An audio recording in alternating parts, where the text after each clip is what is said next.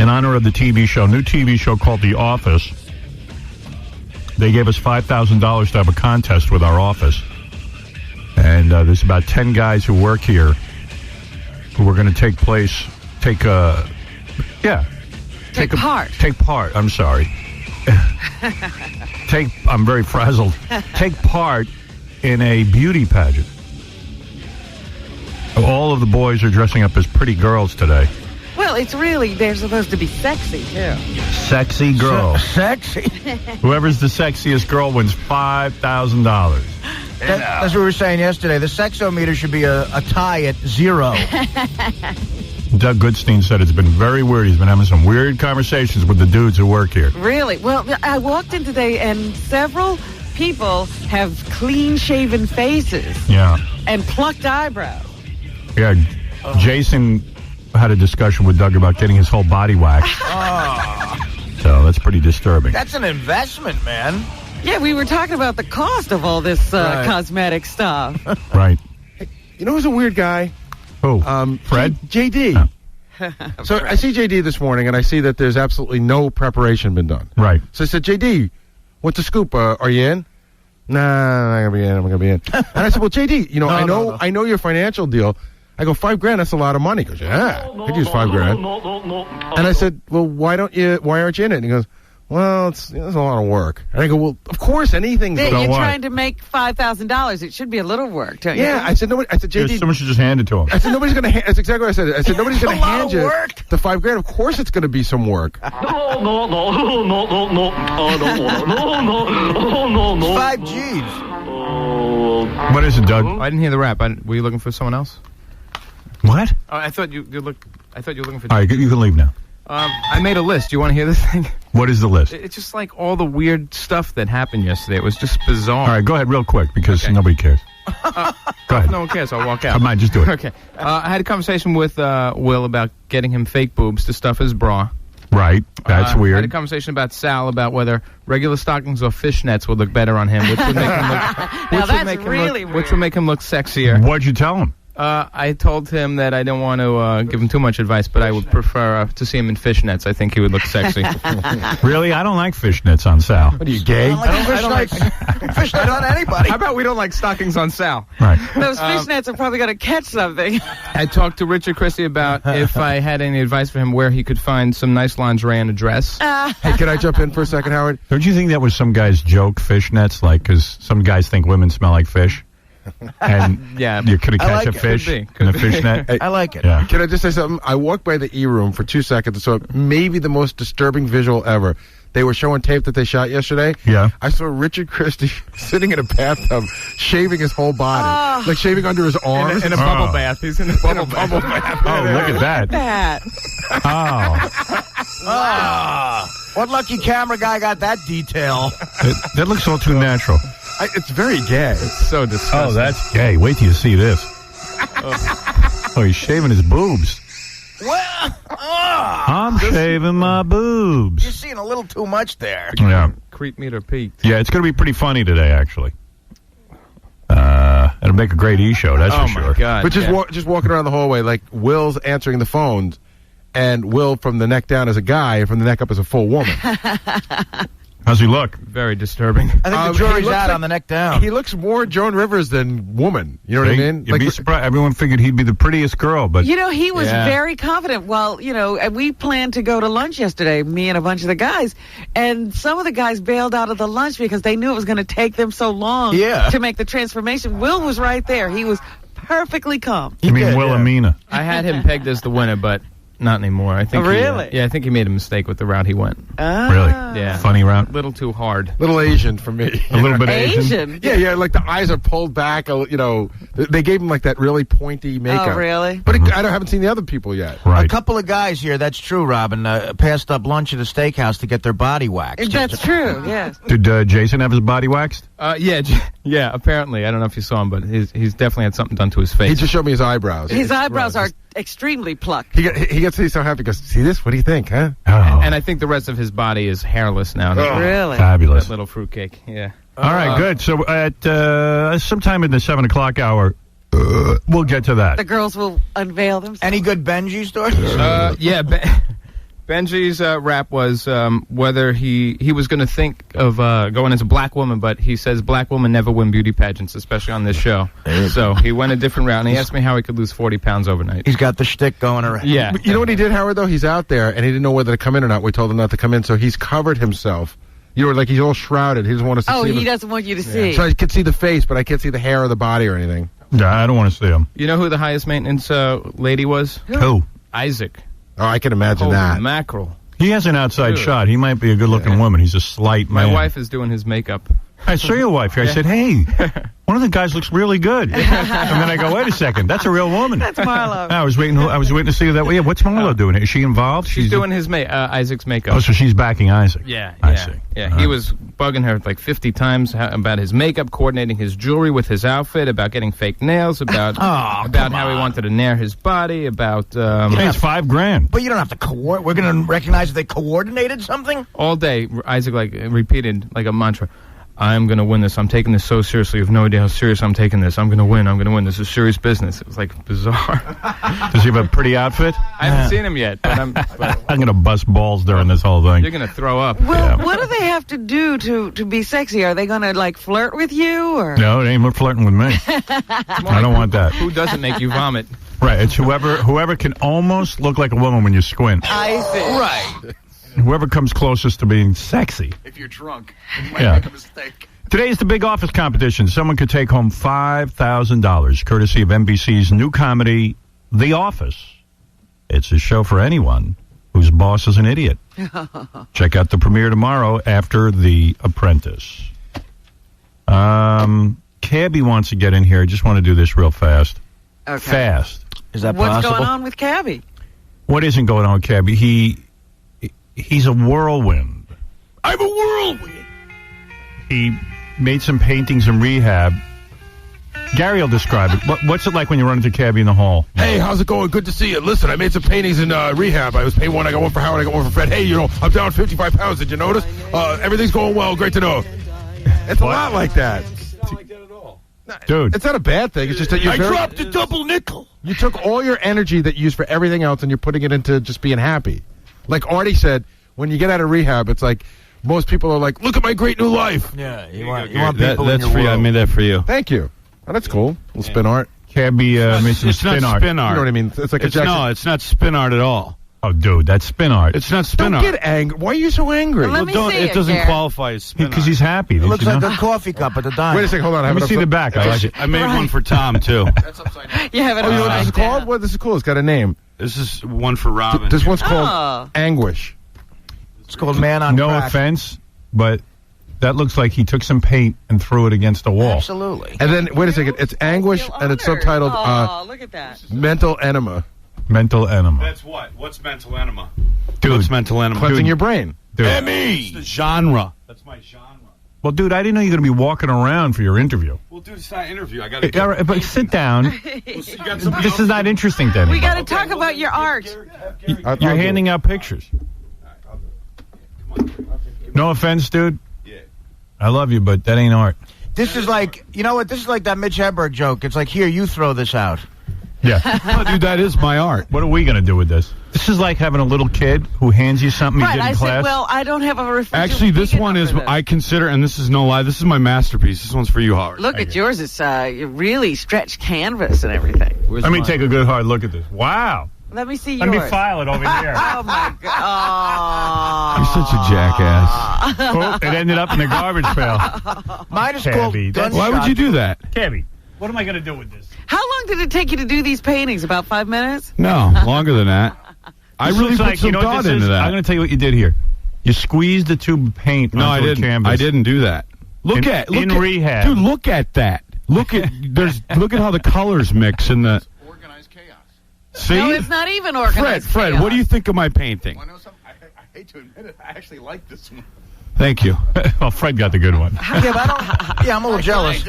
Mine's called Gunshot Poop. Well, what is the story behind that? What is the story behind Artie's? The story is that you make up your own story. It's art. I mean, you know what? Art. What is this one called? The one you gave What me? I've learned about art, there is no title to that one, Howard. It's just that was the one that I actually thought of you, and I painted that. Let me ask you something. When the people in no, it's not upside down. That's and up in the corner is my signature. That's my symbol. People in rehab saw this. Did they think you needed to stay longer? I'm thinking no, not at all. They actually thought it was good that I was painting. I always wondered why rehab was so expensive. It's all these oil paints that they waste. Right. It's actually acrylic. Like acrylics. It is. Hey, can I ask a question? And these canvases ain't cheap. No. Yeah. Hi, Tom. What's the symbol about? Because he said that's his signature. You got well, because I wasn't going to sign my name on the front of them, so I came up with a symbol, and that was I wouldn't symbol. sign my name on this either. Can I ask a question? Yeah. What the significance of the handprints is? There is no significance to anything. I ran out of in my brushes. Your hands are all over him. You have to touch everything that he does. Chevy likes that. You've been very hands-on with me, and you've helped me out a lot. You've helped me out a lot. So there is significance. Somewhat. Okay. Yeah. First he said there was no significance, and then Gary came up with one. You can read it. It's art. And that's the thing about art. You don't have to like it or love it or hate it. Everybody looks at art different. And the art has been very relaxing for me. Actually, this is more artistic than the gates, I'll say. Yeah.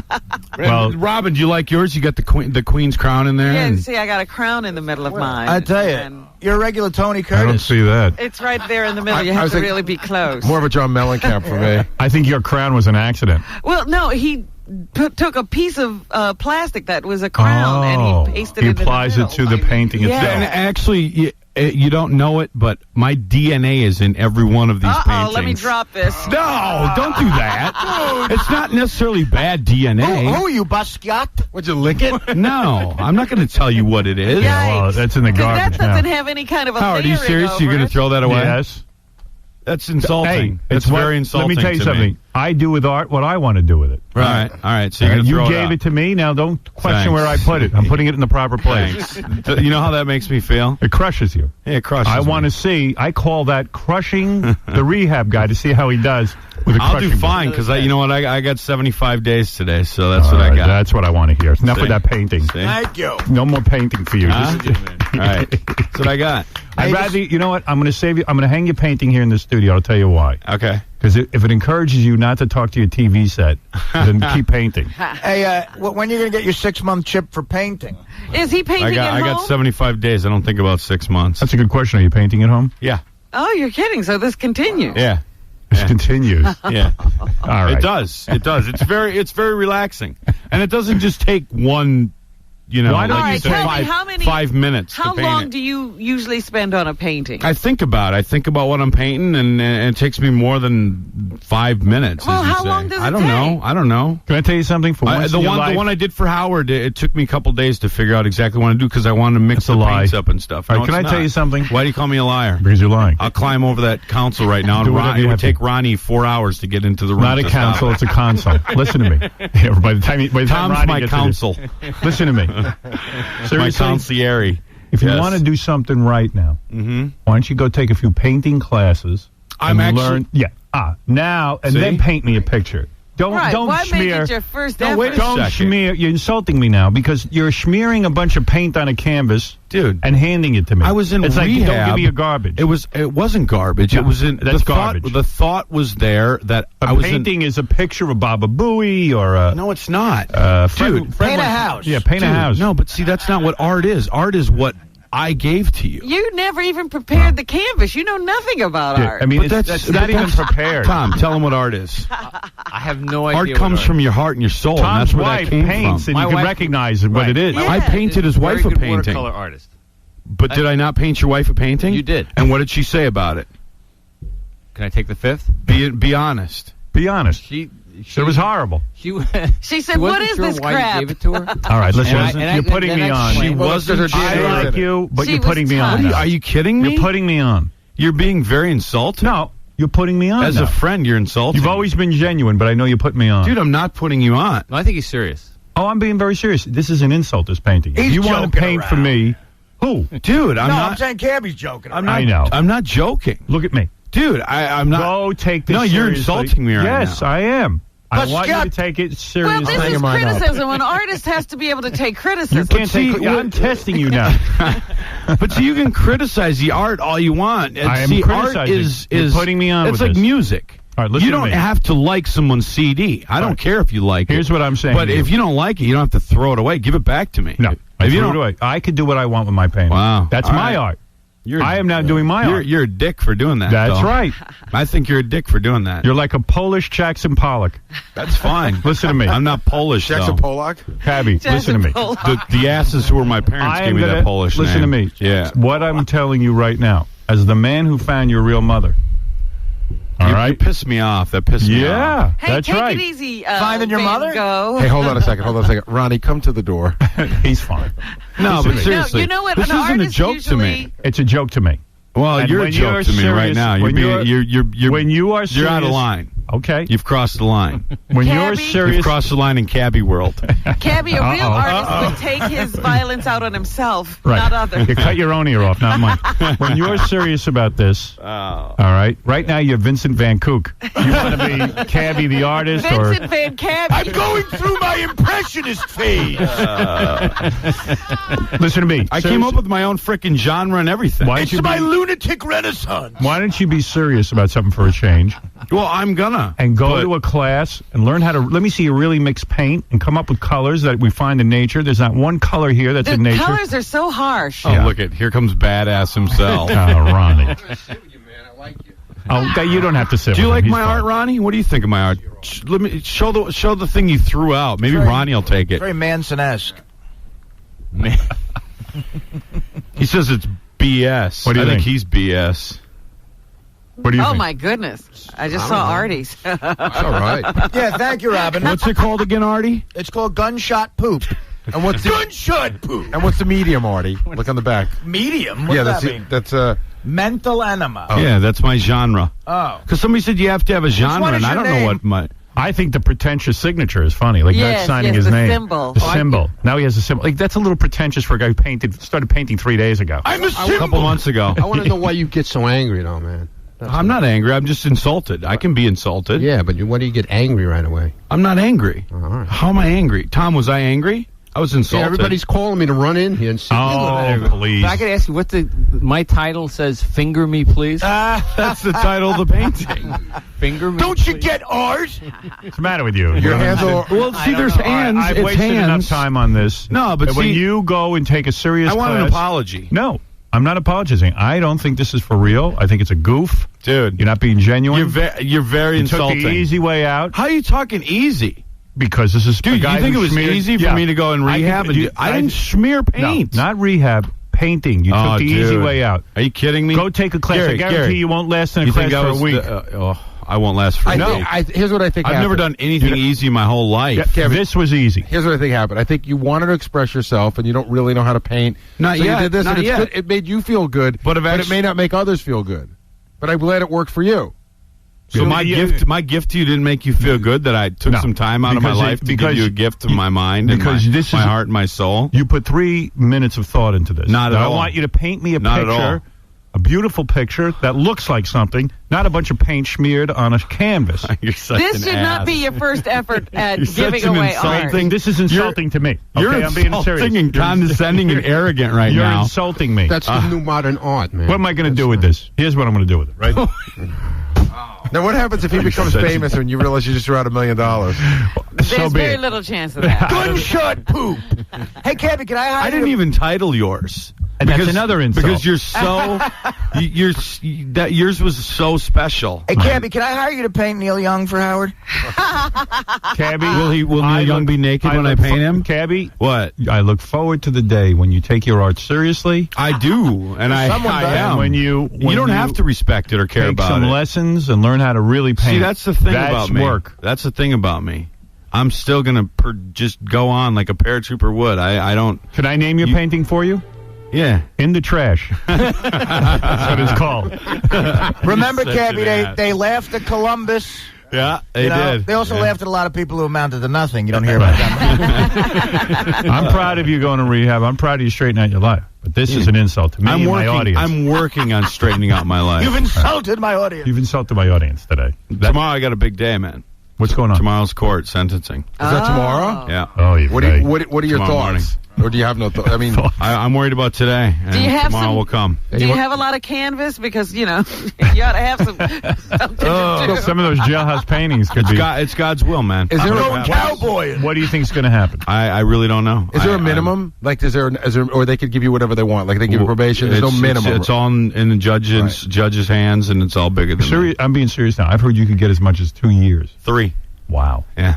Do you think that's going to happen? I don't know, man. You know what? I'm doing the right things in my life, and when you do the right things happen. One day at a time, man. One foot in front of the other. That's what I do. If you see, now this is serious. They're not going to hit Now you. you're talking. Now I'm worried. It's very serious. Hey, Cabby, if you were to get like, say the judge said tomorrow, I'm giving you 6 months, do you go right there, right then? As far as I know, I could, or they could let me take care of my personal affairs and let things get in order. But you know what? I don't worry about tomorrow. I worry about today. So I'd worry about tomorrow. No, you got to start worrying about tomorrow. I don't mean to mess up your personal philosophy. This could be the last time we see him for a while. I hope it isn't. Oh, no. Don't say that. Hey, you know what? Positive, will we come positive visit mental attitude, Now you'd be man. fine. I would visit him.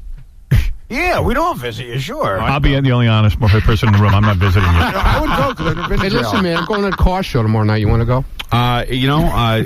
Today I'm might not be free. Tonight I'm going to see the Queens of the Stone Age. Oh, they're not mad at you anymore? Before I sentencing? don't think they were ever mad at me, as far as I know. Want to give him my painting? I think the label in the station was mad at me. Yeah, can I give them your painting? They would probably No, appreciate it's it a my lot more. painting. I'll do what I want with it. Hey, if Kevin... Are you really going to leave it in the trash? I have to think about it, but probably yes. I think Beth might appreciate it. Oh, yeah. Hey, if I could still take her from you. You know, we did meet. You know, all on the same day. Hey, hi. What do you think, Tom? If Cabby is put in prison tomorrow, which is a major concern, let's hope it doesn't happen. We're all pulling for you in all seriousness. Thank you. So I don't want to see you go to jail. I think you screwed up. I did. I don't think you'll do it again, but you might have to pay some time. I think they'll be all right with you, Cab. Yeah, they couldn't possibly give him 3 years. Yeah, they've got to love you. Howard, if they give him some time... You're so personable. If they give him some time to put his personal affairs in order, can we have a scores party for him before he goes? Yes. He doesn't like scores. I'm not a big fan of that. Don't come. You don't have to be there. You guys can have it in my honor. Without you? Yeah. It's not Yes. What does he have against scores? I'm just not a big fan of strip joints. I Really? been there, done that when I was 18. Yeah, it's not my thing. Maybe because there's too many girls? No, maybe just because I don't get much out of it. I don't get to take them home and do what I'd really like to do with naked women. So what's the point? All right, it frustrates you. No, it doesn't frustrate me. I would Get angry. You want to rape after you go there. No. Is that what you're saying? No. I want to rape. No. It's rape time. No, that's not it. When I see naked women, I want to take them home and have sex with them. And Yeah, it's not well, about Well, rape. that's what everybody Welcome to the in club. the Yeah, room but would see, say. I don't give my money to naked women. I take my money and do other things with it. Well, so. this By party, canvas. Yeah, that kind of stuff got you into trouble. We have funny money when Howard has a score. Yeah, this party won't That's- cost you a nickel. That's fine. It's just not my choice. I Do don't. we have one in your honor? then? I have a girlfriend, and I choose not to go to strip. Are you clubs. looking forward to the Office Beauty Pageant? Have you heard about it? You know, let me tell you, I've seen some Dude, of there's these some things scary on stuff going on out in that hall. What do you mean? You People have, look real scary. that's what I'm telling you. Tom, if Cabby goes to prison Yes. tomorrow, Yeah. Positive mental attitude. okay, we're all praying for you. Okay, then stop saying if All right. Cabby goes So to prison. let him ask the question. All right, go ahead. All right, let's say you asked the when. question? Oh, I thought you were going to answer the question. I'm not sure there is a question. If Cabby is sentenced tomorrow Yes. and sent to prison immediately Yes.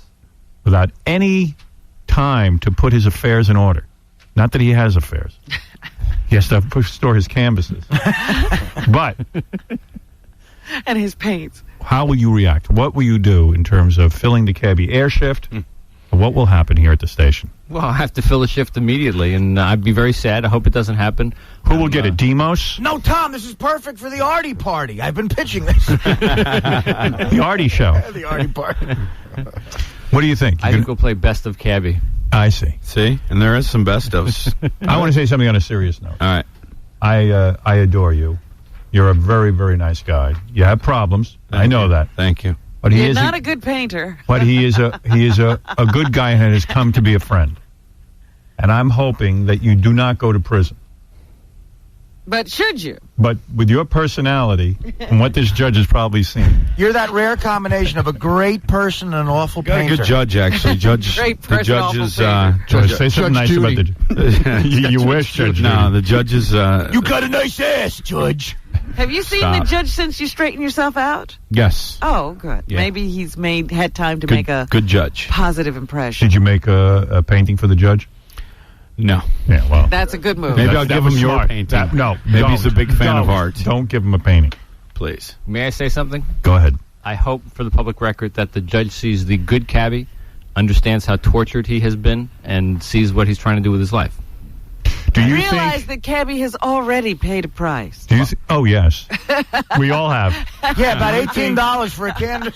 Do you think that Cabby is truly a changed man? If the judge lets him off and lets him prove himself out in the free world, do you believe that Cabby will go back to his old ways, or he has truly learned his lesson, Tom? You would know.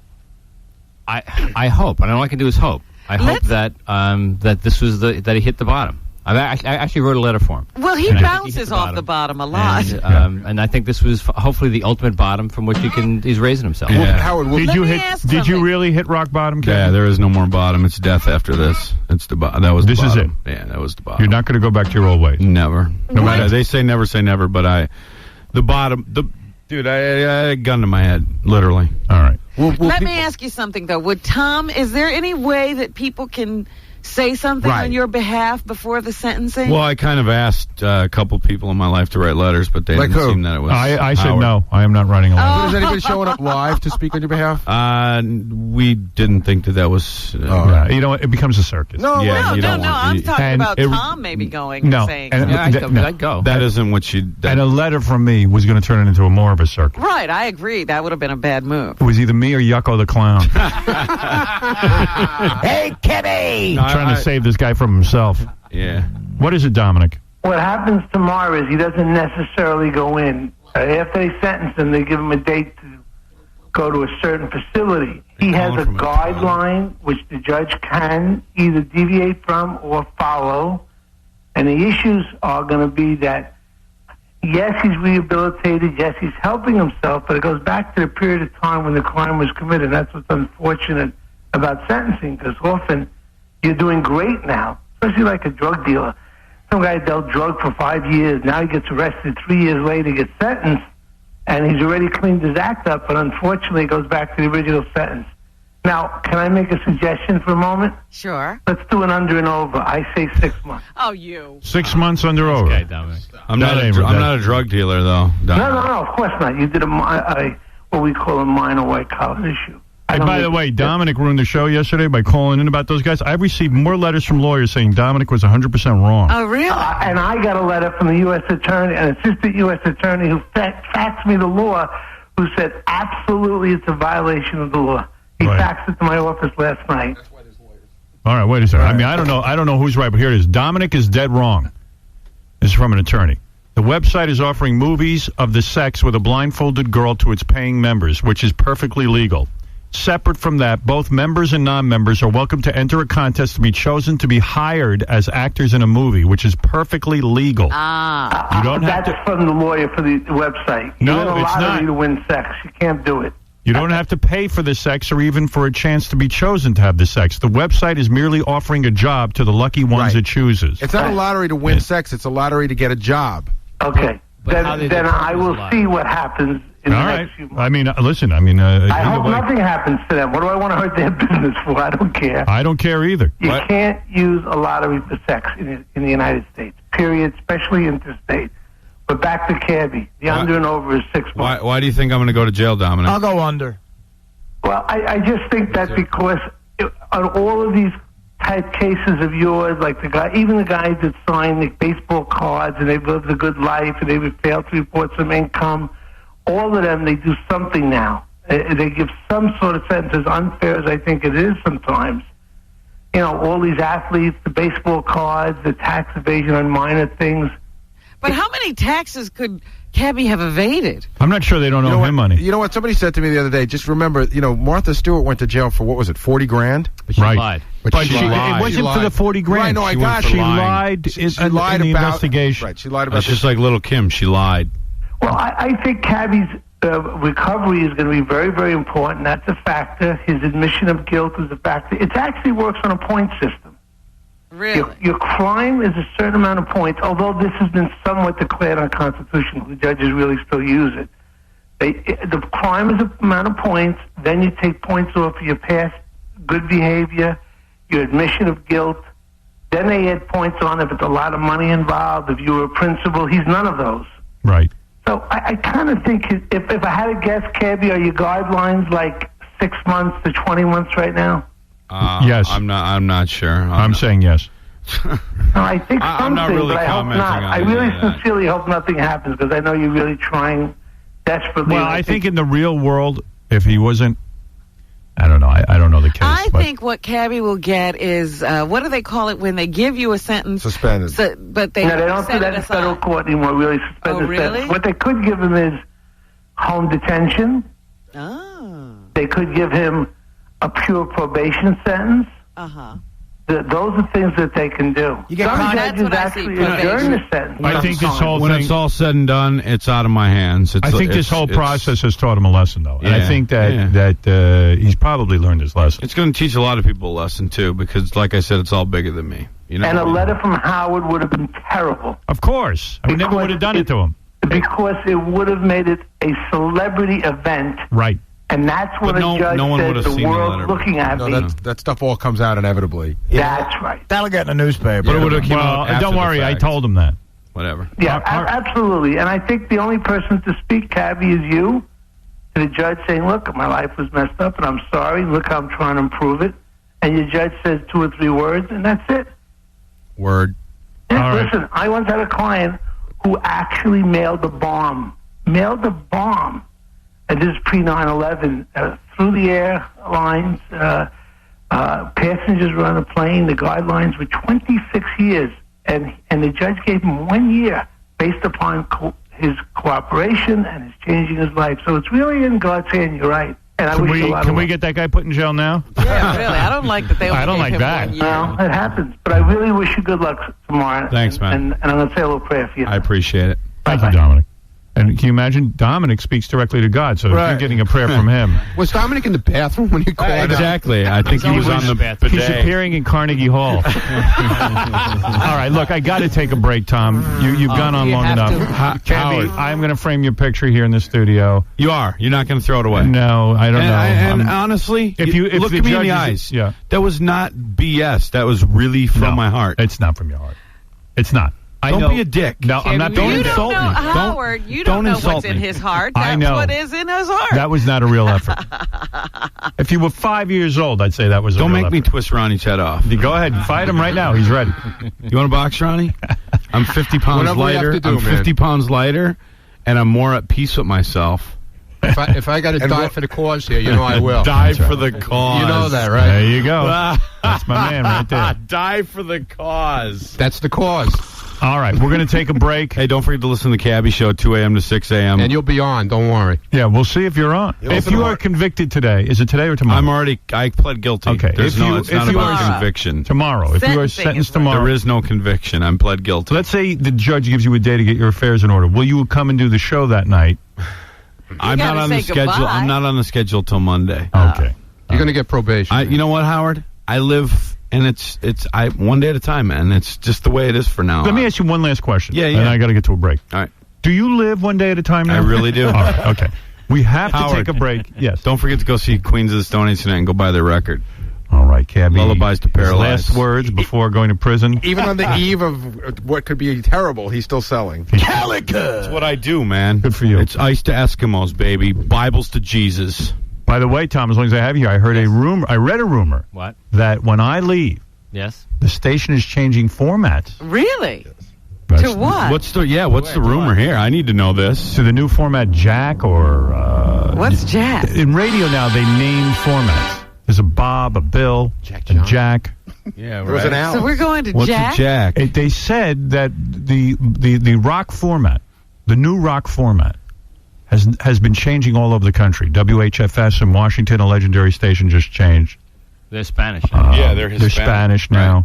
And there was a couple others they named, and then they said in the article there is even a rumor that when Howard Stern leaves, that the entire format is changing here at the radio station.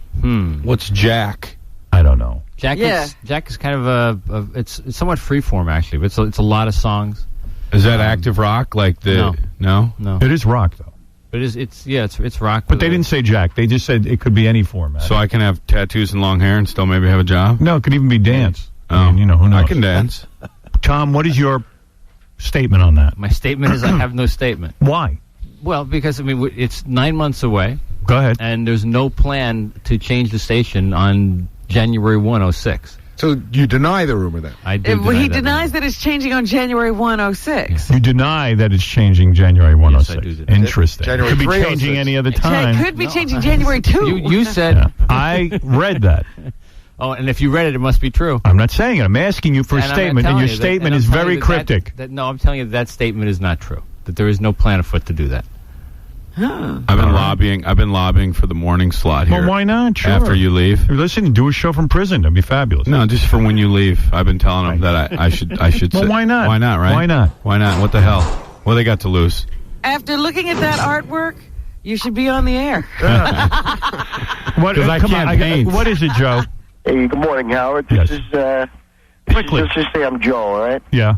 I'm one of the cops that arrested Campy, and while I had him locked up, I was over there banging his girlfriend. Oh, wow. Yeah, this is Hanson from the 6-1. You know me. Oh, wow. That's Well, right. this I guy's got the claiming... gay, Kind of funny because I I got didn't that gay actually. partner, Walsh, that you like to bang. I didn't get arrested. I think this is Sean the White Rapper. You got me, Dick. I know. All right. He's Yeah. making a joke. That The he, least your most expense. least talented guy in the world. He is saying that when he was making a joke. When you were in rehab, he had sex with your girlfriend. Oh, He's that's- trying to get under your skin. See, it doesn't get under my skin because you know what? Are you worried when you go to... If you do go to jail, and I don't think you will. restraint of pen and tongue. I don't. Are you I worried? don't feed into people's crap anymore. Are you worried about your girlfriend being out on Will the... she be there? Will she be there visiting you in prison? Conjugal. Yeah. Will she have conjugal? I don't know that there is Will such she a press thing. her But breasts against the glass? no, but I'm hoping Tom comes and does that. I'm hoping you made her a painting at least. Yeah, I painted her a lot of stuff. I can't wait to discuss my art. And you know what? And you know what? She didn't insult me when I painted and gave it to her and told me it I'm was not your fake. girlfriend, bro. Yeah, you are. Let's not confuse that. You can. You could be in about 5 minutes. If She I held wanted her that. Snickers until she got out of earshot. All right, we're going to take a break. Cabby's getting into that weird cabbie area where he's saying, I would be his girlfriend if there were no laws. Yeah. All right, we're going to take a If break. anarchy reigned, you would be my girlfriend. All right, you know we're gonna- this, right? Thank you. How's your mouth? Hey, can we take a break? I'm trying desperately. How's your Can we mouth? talk about Cezanne's apples and pears? We'll be back right after these words. Gary Garver with Sybil Shepherd. How you doing, Ms. Shepherd? Hi, good. Do you think the death of John Ritter will cast a shadow on this year's awards? It certainly will cast a shadow for me. I love John Ritter. That was one of my favorite shows on television. That and Lucille Ball. Who will we support for president? John Kerry. Are you for gay marriage? Absolutely. Are you upset by Clear Channel's suspension of Howard Stern? No, I hate him. I can't stand him. Can't stand Howard? No, except that he does mention... Been waiting for, at least the moment I've been waiting for.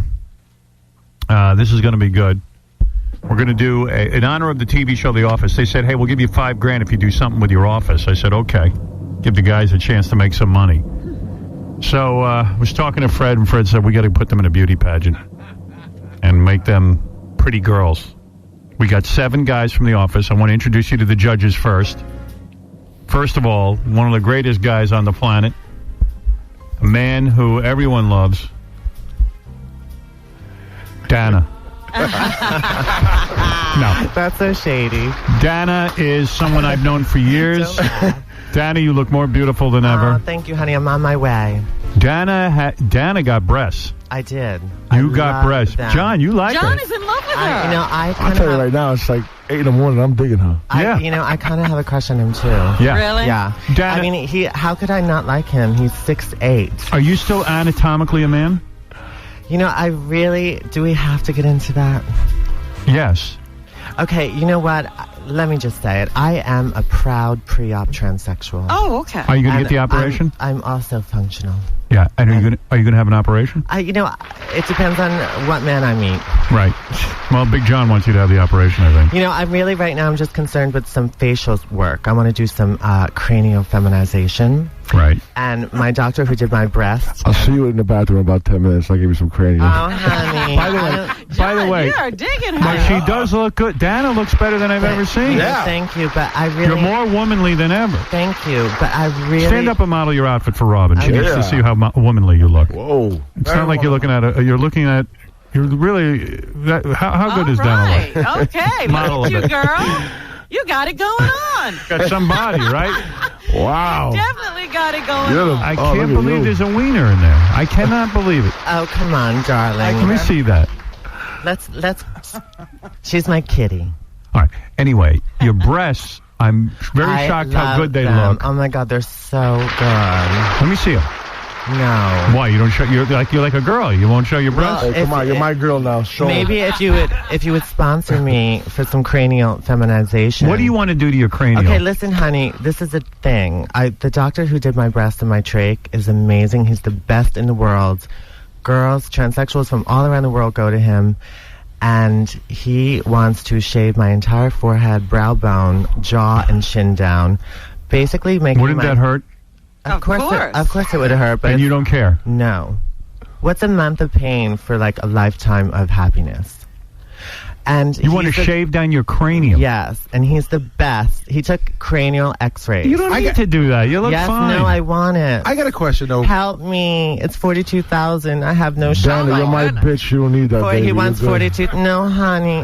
What'd you say, Johnny? I said she's my bitch. You don't need that. Oh, all right. You don't. I'm in love. I got a question for Dana because this is you have two things that you need to. One thing that you definitely need to do, which is to become functional. The other thing is your cranium. But why wouldn't you go for the functionality first? You know, I have issues with my face. I just want to improve my look. I want to get to the top level, and it's just going to make me a lot complete and happier. After You're not that, really interested in going all the way with that, I can't really say that I am, to be honest with you. I think the future of transsexuality is to be very proud about being pre-op. And, hello, thank you. And you know what? To be honest with you, the majority of men, which are a lot, that love transsexuals, they prefer a pre-op. Really? Yes. Big John, this is shocking to me. You seem to be in love. You work at Big John is our other judge, by the way. He works at Scores. He's a great guy. He's so sexy. I'm going to go to Scores now. He's with tons of chicks all the time. I can imagine. He probably gets laid all She the had time. me at hello until she said the pre-op. If she has the op, then we could be a couple. You know, like I said... Come on, baby. You got to meet me halfway there. Oh, wait a minute, Big John. Would you let Dana use her hand on you? She can use whatever she wants on me. Ah, that's the answer. See? That makes me happy. I'm very surprised. Big John's very open to it. I have nice I'm open hands, to everything, you know what I mean? You're really Nice attractive. hands. Look at her hands. Yeah. Jesus Christ. They're pretty, I love long you. fingers. Yes. You're attracted to Big John. Everything's really long on me. Yeah, and Big John. Everything's long on her. You know... Let's get the op. Big. Let's get the op, please. Let's get the formalities out of the way here. Let's John, get the op. I'm surprised. You're really into this whole situation. Hey, listen, I've been with 1,000 girls in my life, but you know what? I can't lie. I'm digging on her right now. She looks good. Yeah, she looks good.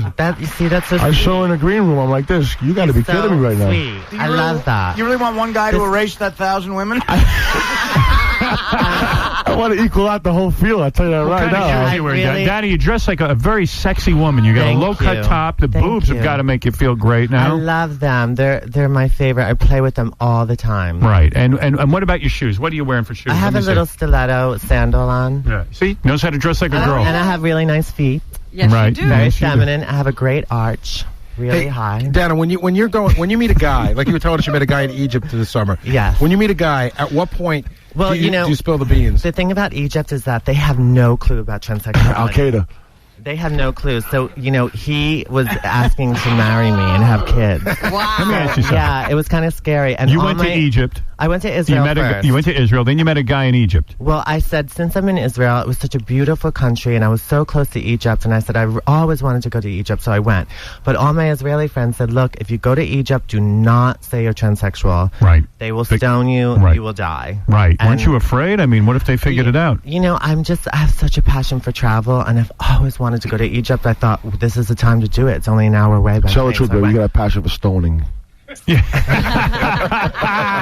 if it's from you, honey. Yes, baby. Only if you throw Yes. that. Somebody give me a brick, please. Big John, mix it up. Can I tell you that I'm feeling his leg right now, and it is hard as a rock. And John's not moving. Like John's not moving. Where am I going? He's amazing. I'm here, guys. I'm not moving. John, you got away with the ladies. Or almost ladies. Honey, I'll tell you, I'm smooth as sandpaper right now. Right. Listen, He's your type, Big John? But let me clear something up. I am a lady. I consider myself a pre-op transsexual woman. How about I'm a post-op? woman. I live as a woman. You know, like I said, I just want to get my face done, and then we'll talk post-op. But wait a second. When you met the guy in Egypt who wanted to marry you, like at some point, did you ever say, "No, listen, there's some things you need to know"? I did. Did you have sex with the guy in Egypt? No, I didn't have sex with him. Because if he took off your pants, he would have stoned you. You know, I had a bikini on when I met him. Really? Yeah, I was at the pool in a bikini, and no kidding. Yeah. How do you look in a bikini? I look great in a bikini. I bet you do. Yeah, I have a great ass. Let me see your ass. No. Come on. Hey, listen. No, I'm not. You're my girl here. Show your ass. John wants you to. Come on, honey. I'll show John later privately. Why won't you show me your ass? I'll just show. You know, I'll just be in a thong for him and heels.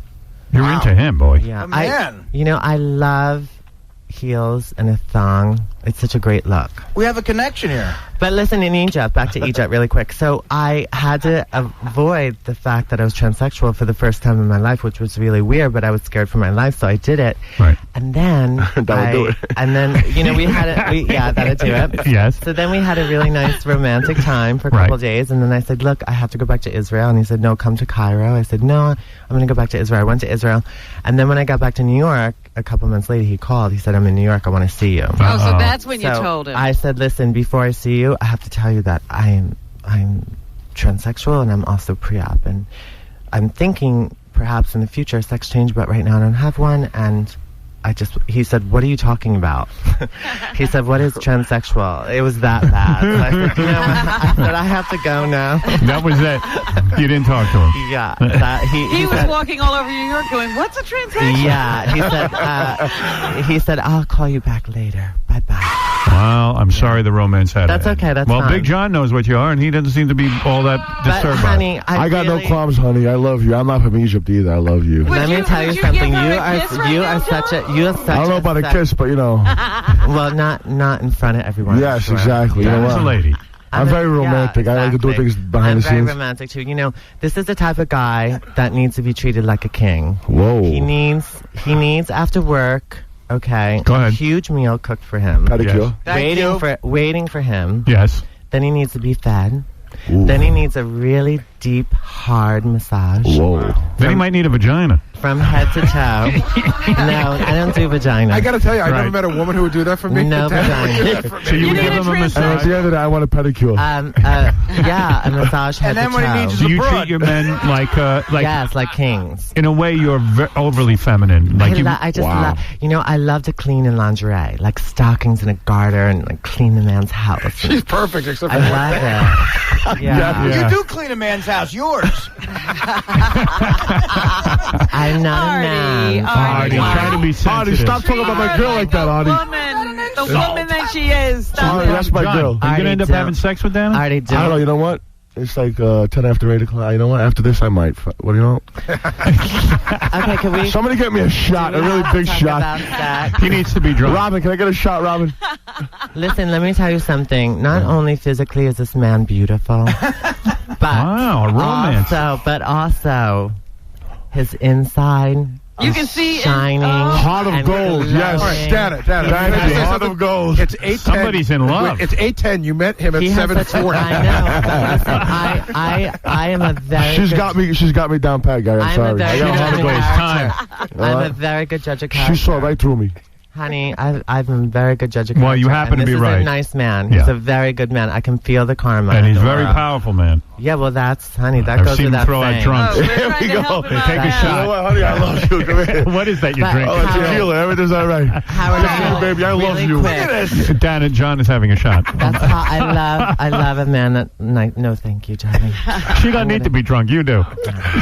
That's okay, you know. I'm All right, so how can we help you with your Listen, surgery? I'm saving as much as I can. He wants $42,000. I know.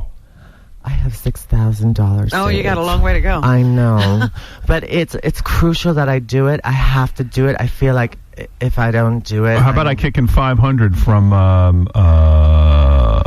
From what? What is this? Well, you know, perhaps Sin City, the movie event of the year. Oh my God, I would love if you could kick in 500, of course, and perhaps you have some really nice, amazing listeners that have a lot of shekel, which is money in Hebrew, and they could perhaps make a donation towards me. Wow, all right. Well, there it is. There's the phone. I would be so happy. There's the phone ringing already. Oh my God, I just want to look better for everyone and myself. Will you, if the listeners donate, will you come in and reveal yourself nude? I would love to do a whole swan thing. You know, like you could do the before shots now, and then in a couple months I can come back and you can completely see my new look. Well, and that way I can be completely sexy and feel. Or if the Egyptian is listening, give $36,000. Why not? Right. Dana's got one more thing going on too, Howard. I think she's got a little bit of a beef with CBS. What? CBS? Yes, I have to tell you. I'm glad you brought that up. Thank you. You know, a couple months ago, me and my best friend, which is also transsexual,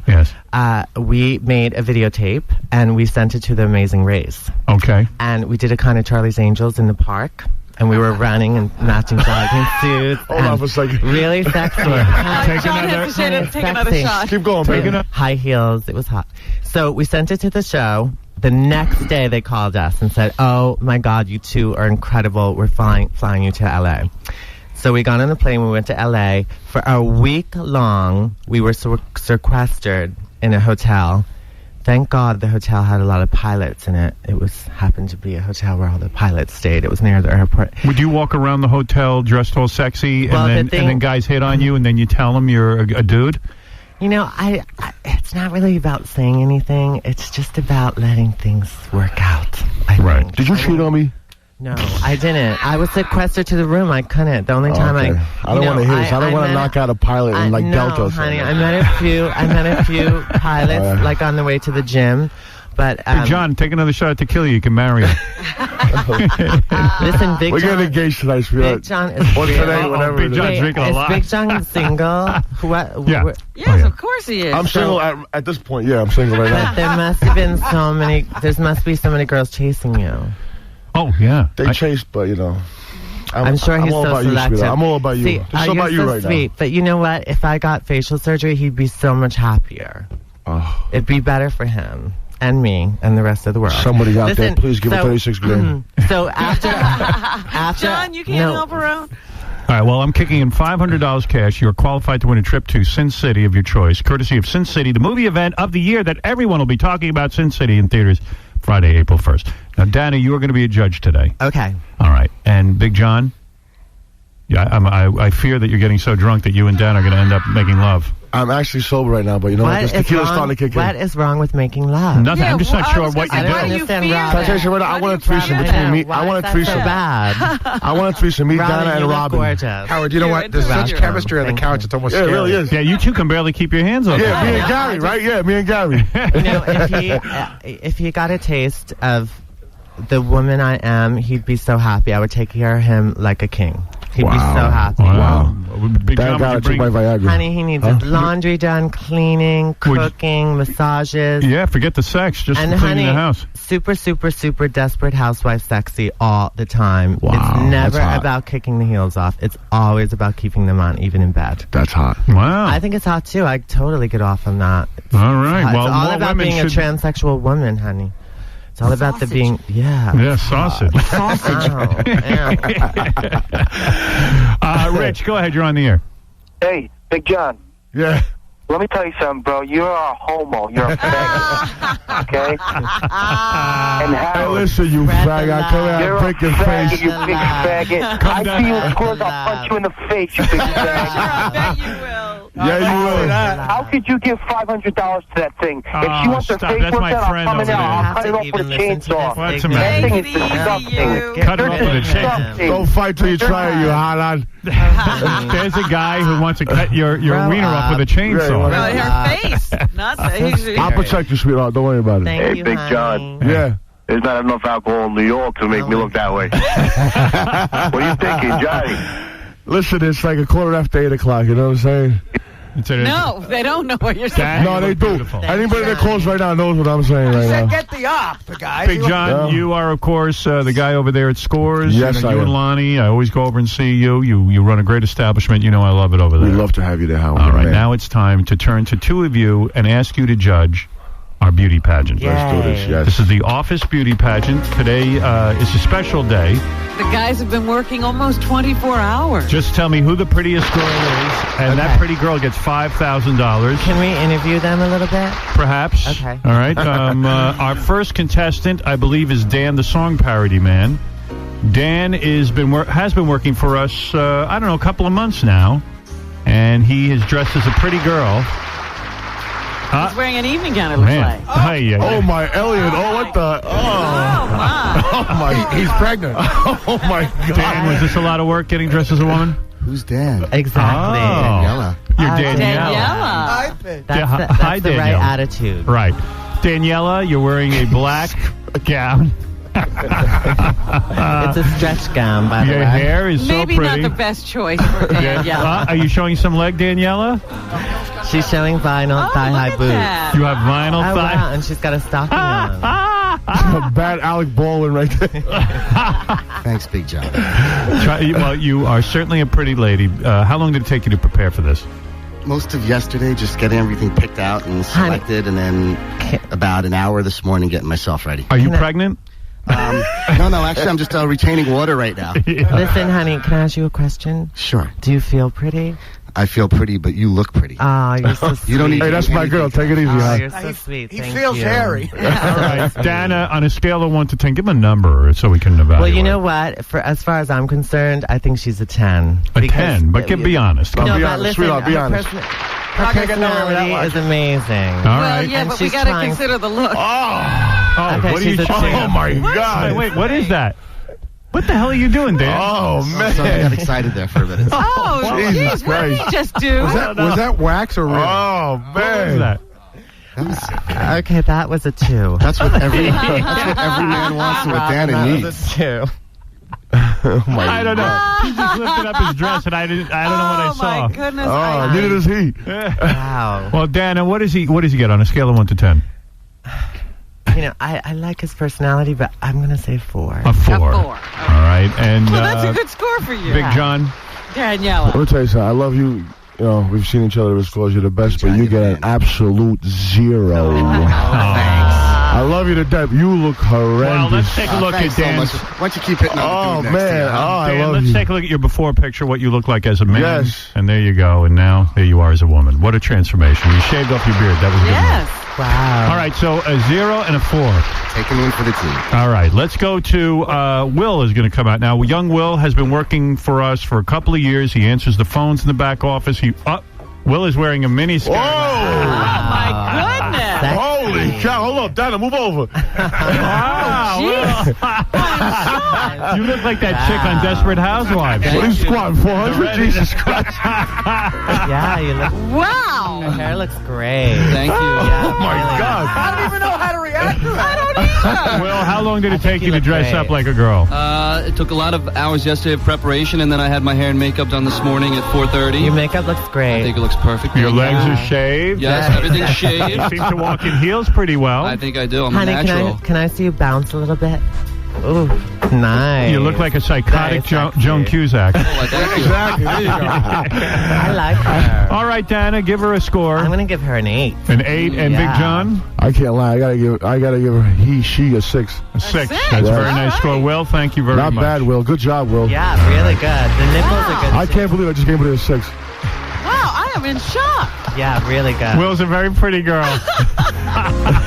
Keep squatting, Will. This really is uncomfortable. It really is. I don't know what to say. Well, you know what it is? What do you want to say, Artie? I don't know what to say. I'm speechless for the first time. What are you thinking? I mean, Will, that's extraordinary. It's, Howard, you know what it is for me? It's uncomfortable for a guy that I sit around and talk about the Jets and the Eagles every day to put his hands on his hips and purse his lips at me. Well, he's in character. What are you wearing underneath your dress? Are you wearing a thong or Little underwear? thong. Let me see.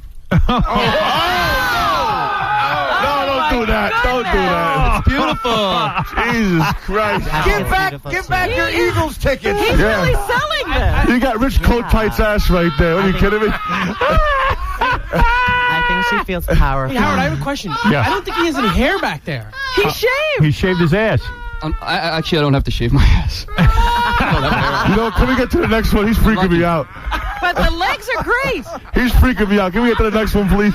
Dana, that was unbelievable. We saw. Dana, I think I'm going to cheat on you. We saw his ass. Dan, does that help my score at all? What is your gay name? Is it Willow? Wilhelmina. Wilhelmina. Wilhelmina. All right. Do you feel powerful? I feel fabulous. Powerful. Oh my Yeah, I think she feels powerful. She feels like a powerful princess. Yeah. You know, she was very confident yesterday that she could pull this off. I told you. Look at her nipples. Her nipples look great. Good for you. Jesus, silence of the lambs right there. What's going on You see there? those hands? You know, I'd like to see her 6 months on hormones. Nails? Right, yeah, you need some hormones, honey. Yeah, look, she did the nails and everything. You got to give Dan credit, though. He's pregnant. Dan looks like Rodney Dangerfield. All right, let's go now. You're going to meet Jason. Jason has been working with us. He works on our website. He works on the radio show. Oh, what a pretty girl. A little overweight. Oh, my, what the Ricky Lake is going on here? Oh, my God. Ricky Lake, you look great. You've let yourself go, honey. Big and beautiful. Jason, how long did you work? You're a plus-size girl. How long did you work on your outfit? Lane Bryant girl. I worked all day yesterday. I had a team come up, Mindy, the stylist, Lindsay. I took some finishing lessons, how to walk. And You look like a girl from J-Date. Wait a minute. You know what? We should see his work. Let him walk for us. Yeah, walk. Let me see you walk in your outfit, in your girly outfit. You got no ass, too, Jason. You got no ass. All right, let's go to... I've never seen anything like that in my life. He tilted his head and looked at me and pulled on his hair. He's flirting with me. Well, he's trying to get some points from the judges. Dana, what do you think of beautiful Jason, or what is your girl name? Sloan. Sloan. Oh. Where'd that come from? Sloan. You know, That's from his finishing lessons. I really don't mind her from the shoulders up, but I think that her garments aren't Sexy. Yeah, they're not working. They're not flattering. But I love big girls. I love big girls. I think big girls are super sexy. Right. He should have worn a gown. Just something a little more flattering, maybe definitely a higher heel. Oh, my God. You look like Monica Lewinsky. No, but her face looks kind of No, he looks like a buffalo in a dress. That's what. The face is kind of cute. Yeah, the face is cute. The face is cute. What do you give her a number, please, Dan? I'm running out of time. I'm going to give you a 5. A 5, and Big John? Besides looking like Ricky Lake, I give him a 2. You're Jay, I love you, man, but wow, you're bad. Yeah, you're a mess. You are. And thank you to Ricky's for helping me figure out the date. All right, Ricky. Okay, sit down, and let's go now to Sal, the stockbroker, who is our 4th candidate. Let's see what he looks like. I can't wait for this. Oh, my God. Just took a Oh, my God. Are you all right? He just What fell off? Go slow. Go slow. Help him. Hold his hand. What happened? You fell down on your heels. Are you all right? To walk in these heels, but it was worth it. Yeah. It ruined your look. What happened? Oh. The wig. All right, Dana. Give him What is he doing? Oh, he's pulling out his nuts. Oh, please. I don't think that's going to help Sal. Sal's giving up, I see. No, I'm not. Nah, he's got my vote. Are you all right? You fell down. Are you okay? I'm fine. All right, let's go to Dana. Dana on a scale of... he did take a spill. Sal with the lingerie It's look. kind of like the time warp. It's very rocky hard. Yeah. It's not really drag, though. It's Sal! Oh, my God. He's pulled down his underpants. What's going on in there? Dana, just a number from 1 to 10, please. I'm going to throw up from him. A 1. A 1, and let's go to Big John. I got to give that piece of ass a 7 right there. He's hot. He is showing. He's hot. Look at you. Look at you in all your glory. All right.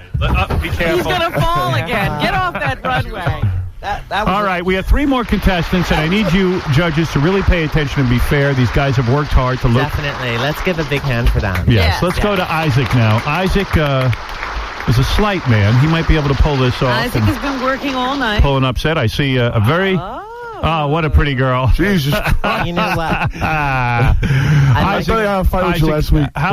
Showing her ass. They all like to show their ass. Isaac, how did you guys? How'd you make this outfit work for you? I haven't been to sleep tonight. I hit up Ricky's. I actually work with Ricky, H&M, my girlfriend Susie. My roommate helped me out. Right. That's devotion. And Marlo Goodstein did my makeup. Wow, Marlo did your makeup. And you're wearing a mini skirt. You shaved your legs. You went the full... Shaved my ass. I don't think he did.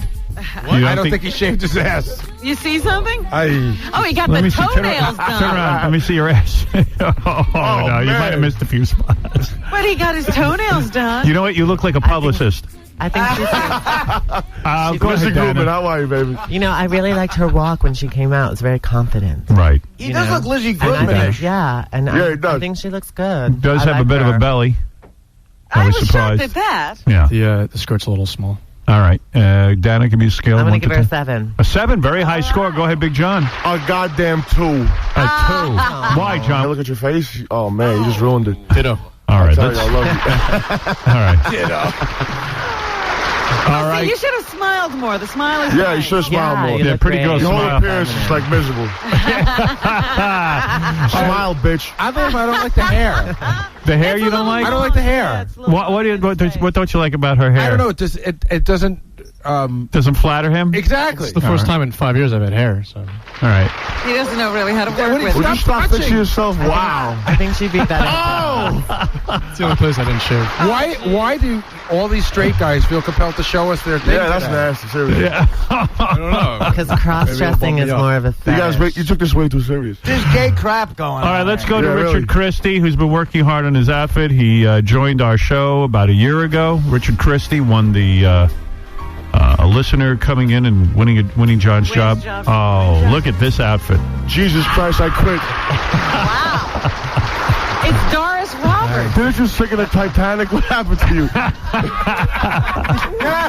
Raven's mother. Notice he shaved his legs. He put a lot of... Wait a minute, John. Give me that tequila. But, you know, she has the highest heel on. Yes, she does. She does. Jesus Christ. Richard. The color, though. You work well in high heels. You're wearing all blue. Corner. Did you stuff your hair under your hat, or is your hair gone? No, it's tied Oh, I back. see. It's a Thanks, knot. buddy. You have a bun. Did you have a shot at tequila, Artie? I took a shot. Why did he think I'm of driving you to drink and... crazy hat with the... He looks like James Cagney's mother in one of those gangster movies. You know what he looks like? He looks like that Egyptian guy that you met in Egypt right there. I'll tell you that. I'm going for the classy look here. All right, Dana, give me a scale of 1 to 10. The man worked hard on his outfit. Come on, give him a chance. Yeah, of course. He even put on fake nails. I'm going to give And him... eyelashes. I'm going to give him a 6 because his heels are so Sweetheart, you're way too generous here. All right, let's go to Big John, a man's point of view. 2. I hear him at 2. Jesus Christ. Can we get to the next one? All right. John, you have to be a little nice. I know, sweetheart. I know, honey. I'm very judgmental. I'm sorry, honey. Hey, I'm willing to make out with the judges for a good score. You're not making out with him. You know what? Yeah, make out with me right here. I'm going to give you an uppercut right now. Go ahead. He'll knock you right down. He's already taken. Richard, thank you. He's taken by Dana. Yeah. That. All right, let's go to Benjy, our final entry. Office Beauty Pageant. No. The guy who is the sexiest girl. Wait a second. Nice legs. A very pretty girl has walked in the room. Monica Lewinsky. Oh, my God. That is Monica. It really is. You're so tall in person. What? You're so tall. Oh, thank you, miss. What is your name? Benjy. Benjy. Benjy. Benjy. Benjy. Benjy. Big You know John. what? I like her. Oh, no, Banshee. She's Banshee. Like a wild banshee. Yes, that's what you are. You're flirty. You wild boy, you. She's blonde. I can't help it. You I know, look. that's great. You got beautiful glasses and lipstick and what? Describe your outfit. Glasses? My makeup was professionally done by Shannon Briggs of Minority Salon. Yes. And she's also done... He's the box. What are you talking about, Shannon Briggs? O'Neill. Yes. And my outfit is from Lane Bryant. Yes, it is. For big girls. It's for large and lovely women. Right. And there's nothing wrong with that. Well, nothing wrong with being large. Honey, can you Dana? take your glasses Why off? I the want to see your glasses? pretty Yeah. eyes. Oh, that's the best Let me see your part. pretty eyes. He's got blue eyes. Wow. Oh my goodness. And I just want to say that these other women are whores. And not the good kind of whores, dirty kind of whores with Really? chlamydia and worms. Oh, no. Been there, done that, Benji. All right? Benji, Take a walk. Benji, you shaved your legs, you have nails, you did it all, didn't you? She Put a has lot stockings on. Yeah. My girl pal shaved me for 6 hours. Wow. And still there's more to go through. 6 hours? And I see your nails are done. Nice. All right, come on, Dana. You're the pro here. You know, I like her. And her ensemble is matching. And what do you think? Everything. Her purse, her shoes. You know what? I'm going to give her a 7. 7, very high grade. And let's go. Big John, you could pull this out for Benji. Just because he looks like Kathy Moriarty in Copland, I give him a 3. A 7 and a 3. Congratulations, Benji. And now it's time to crown our winner. I don't think there's any doubt in anyone's mind who actually took this. Gary, it looks like Wilhelmina. Wilhelmina won by 4 points with a 14 score. The next closest was Benji. Benji was second. Wilhelmina won. Well, Wilhelmina, what a piece of ass. Wilhelmina, you did it. I predicted your win. I don't know if I should be happy about this or not. You won $5,000. Listen to this, $5,000, courtesy of NBC's new comedy, The Office. Good luck in the next Eagles game. I know, it's going to get ugly. I want to thank my boys, Mike and Harvey over at Top Priority. They did the hair and makeup. And You better thank me, too, because I won $2,500 at the end of the show. Yes, definitely. Big John. Okay, up beautiful. Thank you, Gary. You look beautiful. My girlfriend Tracy, who dressed me, and Andrea. Uh-oh, Benji is crying and leaving. Bitch. Come here, Kathy. Oh, no, she's running out. Benji left crying. Crying. No, the other girls were such good sports. Thank you so. No, you're not. Sport. I'm effing pissed off. I got prickly heat around my freaking nipples. I put that stupid hair removal cream all over me. It's stinging like a son of a bitch. I'm freaking angry. This is your sack is showing. That sounds like a regular day of preparation for work. For Well, Sal. don't be a sore loser. I'm not a sore. I'm sore all over. Never mind the loser part. I feel terrible. All right. Well, It's tough being a girl. It's hard. The loser part is all over. It is hard. It's a lot of work, isn't it, Dana? Too. I love the winner. She's exactly the winner. Hey, would you like to know who came in dead last? Yeah, you look great. You really, really do. Thank you. Super sexy. Very sexy. Well, you know what? Will he did the right thing. He concentrated on the hair and makeup. Yeah, exactly. The hair looks dynamite. And it helps that Will has a good figure. He's the thinnest. Yes, But the others just slapped wigs on their heads. You know, it was not right. The $5,000 courtesy of NBC's new comedy, The Office. talking It's a about, show Rob? for anyone whose boss is an idiot. Check out the premiere tonight after The Apprentice. Will, real quick, while you're there and addressing flowers, who do you like Oklahoma State today? Okie State, go Cowboys. Oh, it somehow doesn't sound right coming out of your mouth right now. Big John from Scores. We love Scores. Yes, Scores. We love you, Howard. And, love Big you've John. been the best, absolutely. Big John at Scores. Big John, you're great. And Dana, you are beautiful as Thank ever. you. It was so good seeing you again. Good to see you after all these years. Tell your girlfriend I said hi. Oh, I certainly will. And thanks so much for having me on the show and introducing me to Big John. Big John, is there a future for you and Dana? Absolutely. The future's right now. I'm gonna get a short stay motel right now. We're gonna take care of business. All right. There you go. You're going to go to a motel with Big John. So All good right. for you, Dana. You're going to have a Love fun you, day. baby. Right. Look at that. I never would have predicted that. I love match. That's right. What is it, Zolar? What do you want to say? Yes, Zolar. Zoloft. Not there. Where did he go? Is he related to Zoloft? He went on his Zoloft. All right. Well, anyway, we're going to take a break. And, what is it, Danny? Yo, what's up? Hey. Hey, what's up, man? What's up? What's up? I'm here. Go ahead. What's up, Harry? Danny here. What's happening, guys? I'm so sorry I picked up the phone. I was just about in a commercial. All right. We'll be back right after these words. The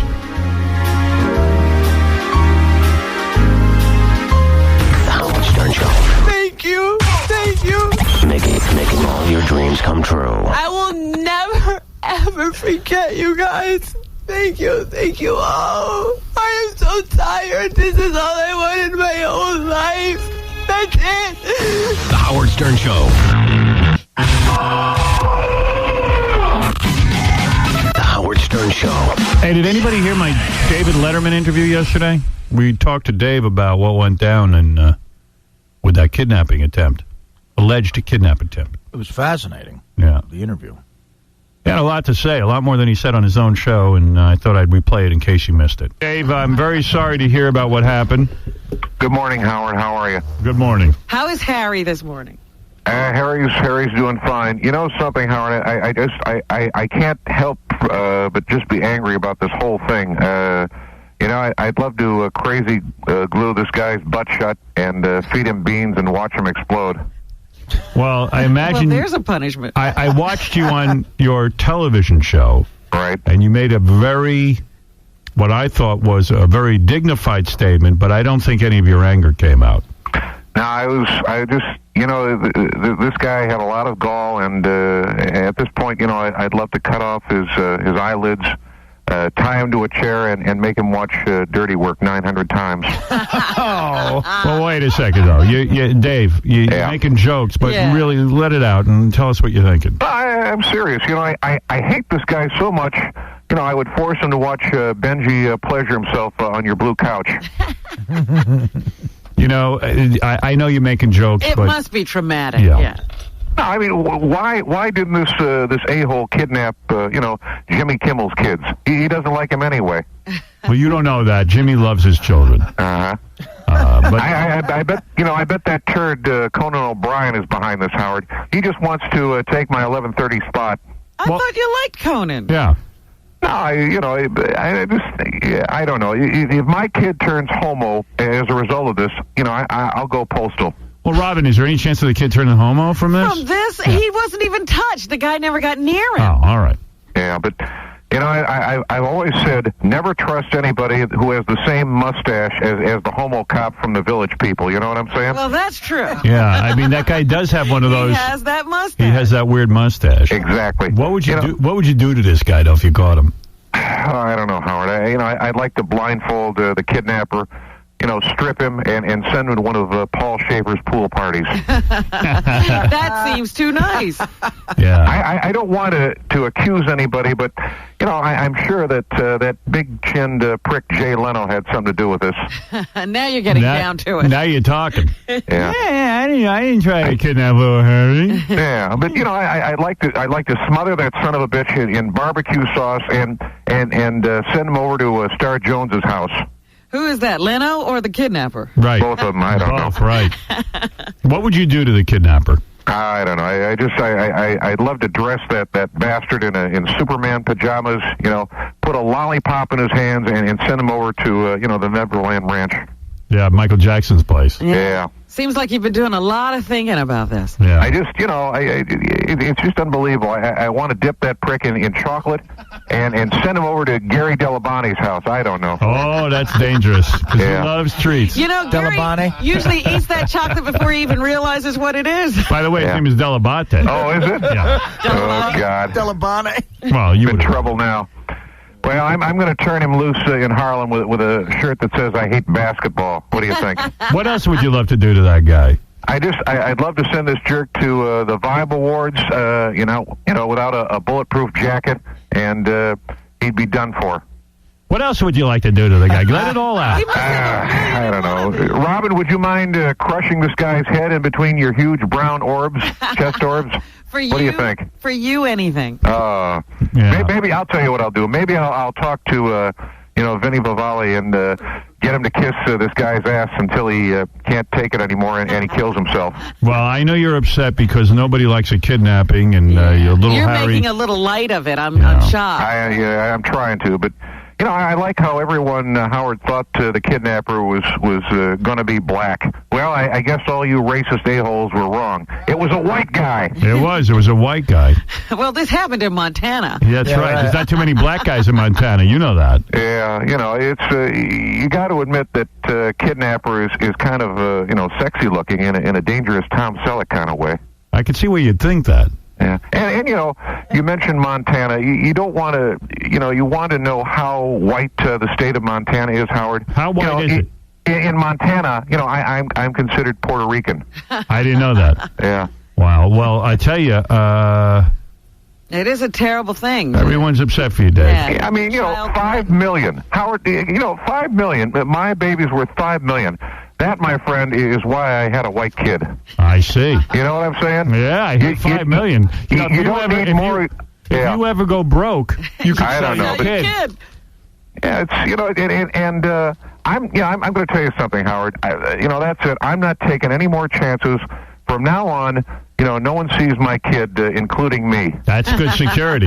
You know what I'm saying? Yeah. I don't need Maury Povich to give me a DNA test to figure this mystery out. Right. And I'm building my next damn ranch on the moon. No blacks up there yet. No offense, Robin. What the hell? The blacks didn't kidnap her. It was or the even whites. threatened to The kidnap whites your got child. your child. Well, you know, the way I look By at it... the way, there's no whites up there either. Well, you know. But you know, Howard, just one thing, one final word, and then I got to just let this thing go before it eats me up. You know, the way I look at it is, you know, kids come and go, but a good painter, you know, that's not easy to find. No, that isn't easy to find. But the guy was overcharging.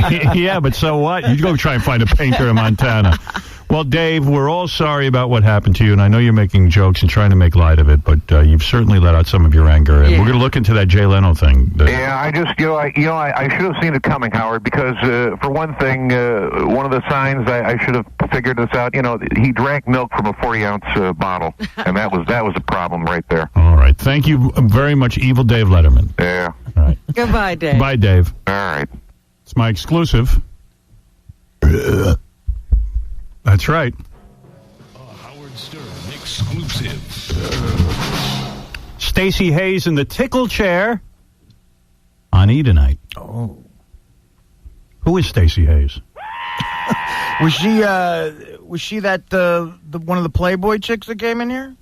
Let me read this. See, this smoking hot and stacked game show host threatened to pee her panties while she gets tickled. The English broad. Oh, really good Right, looking. from the game show Game. Yes. I forget the name of the game. We have a bunch of pictures of her on howardstern.com. Stacey Hayes strapped in the tickle chair tonight on E! for your viewing pleasure. Really great.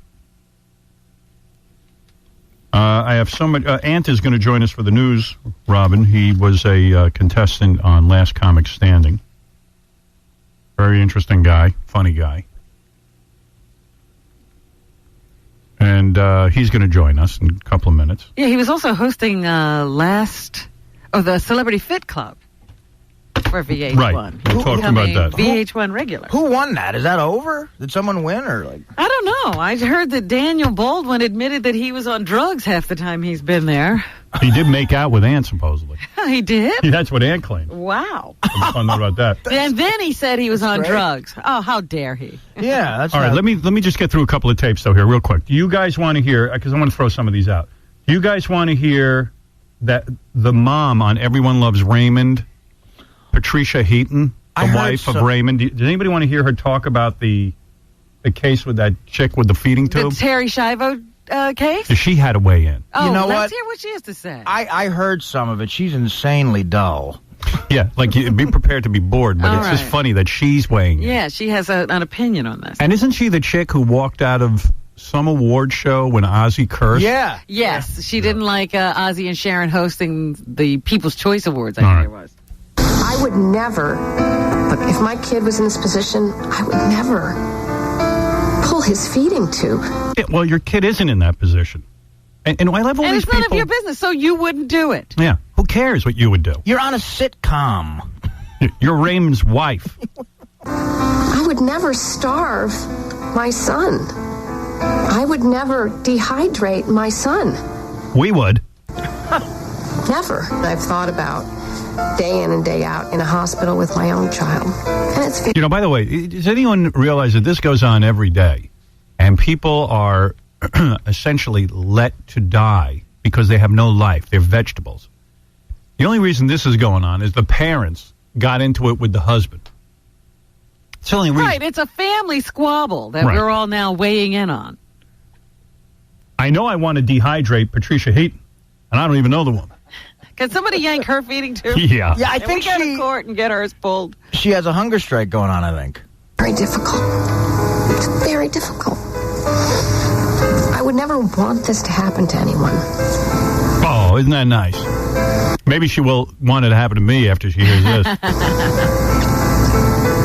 But I think we have to be so careful about taking somebody's life. This poor girl looks like Commander Pike in the original Star Trek. Yeah.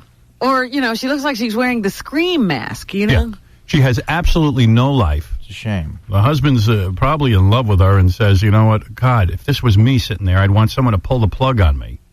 In a humane world, they'd be able to give her a bunch of drugs and let her go to sleep peacefully. But because every nudnik on the planet, they had 9-year-old kids out And there. if he was left to what the law says, he is the guardian. He is the one who gets to make these decisions. The parents have no say. Right. The woman, when she could make a decision, she decided to put her life in this man's hands by marrying him. Yeah. That's right, broads. You put your life in our hands. Yeah, broads. Go That ahead. was her decision. Is there any question? All right. I'm done with this. I don't want to get... It's just everybody's talking about it. It's annoying. All right. I want to play a clip from Dr. Phil. All right. I'm just going to play it. It aired at 4 o'clock in the afternoon on Dr. Phil. I don't see any reason why it can't air here. Oh, I'm not going to make jokes about it. I'm not going to... It's a Just Dr. gonna Phil. play it, okay. And let's see.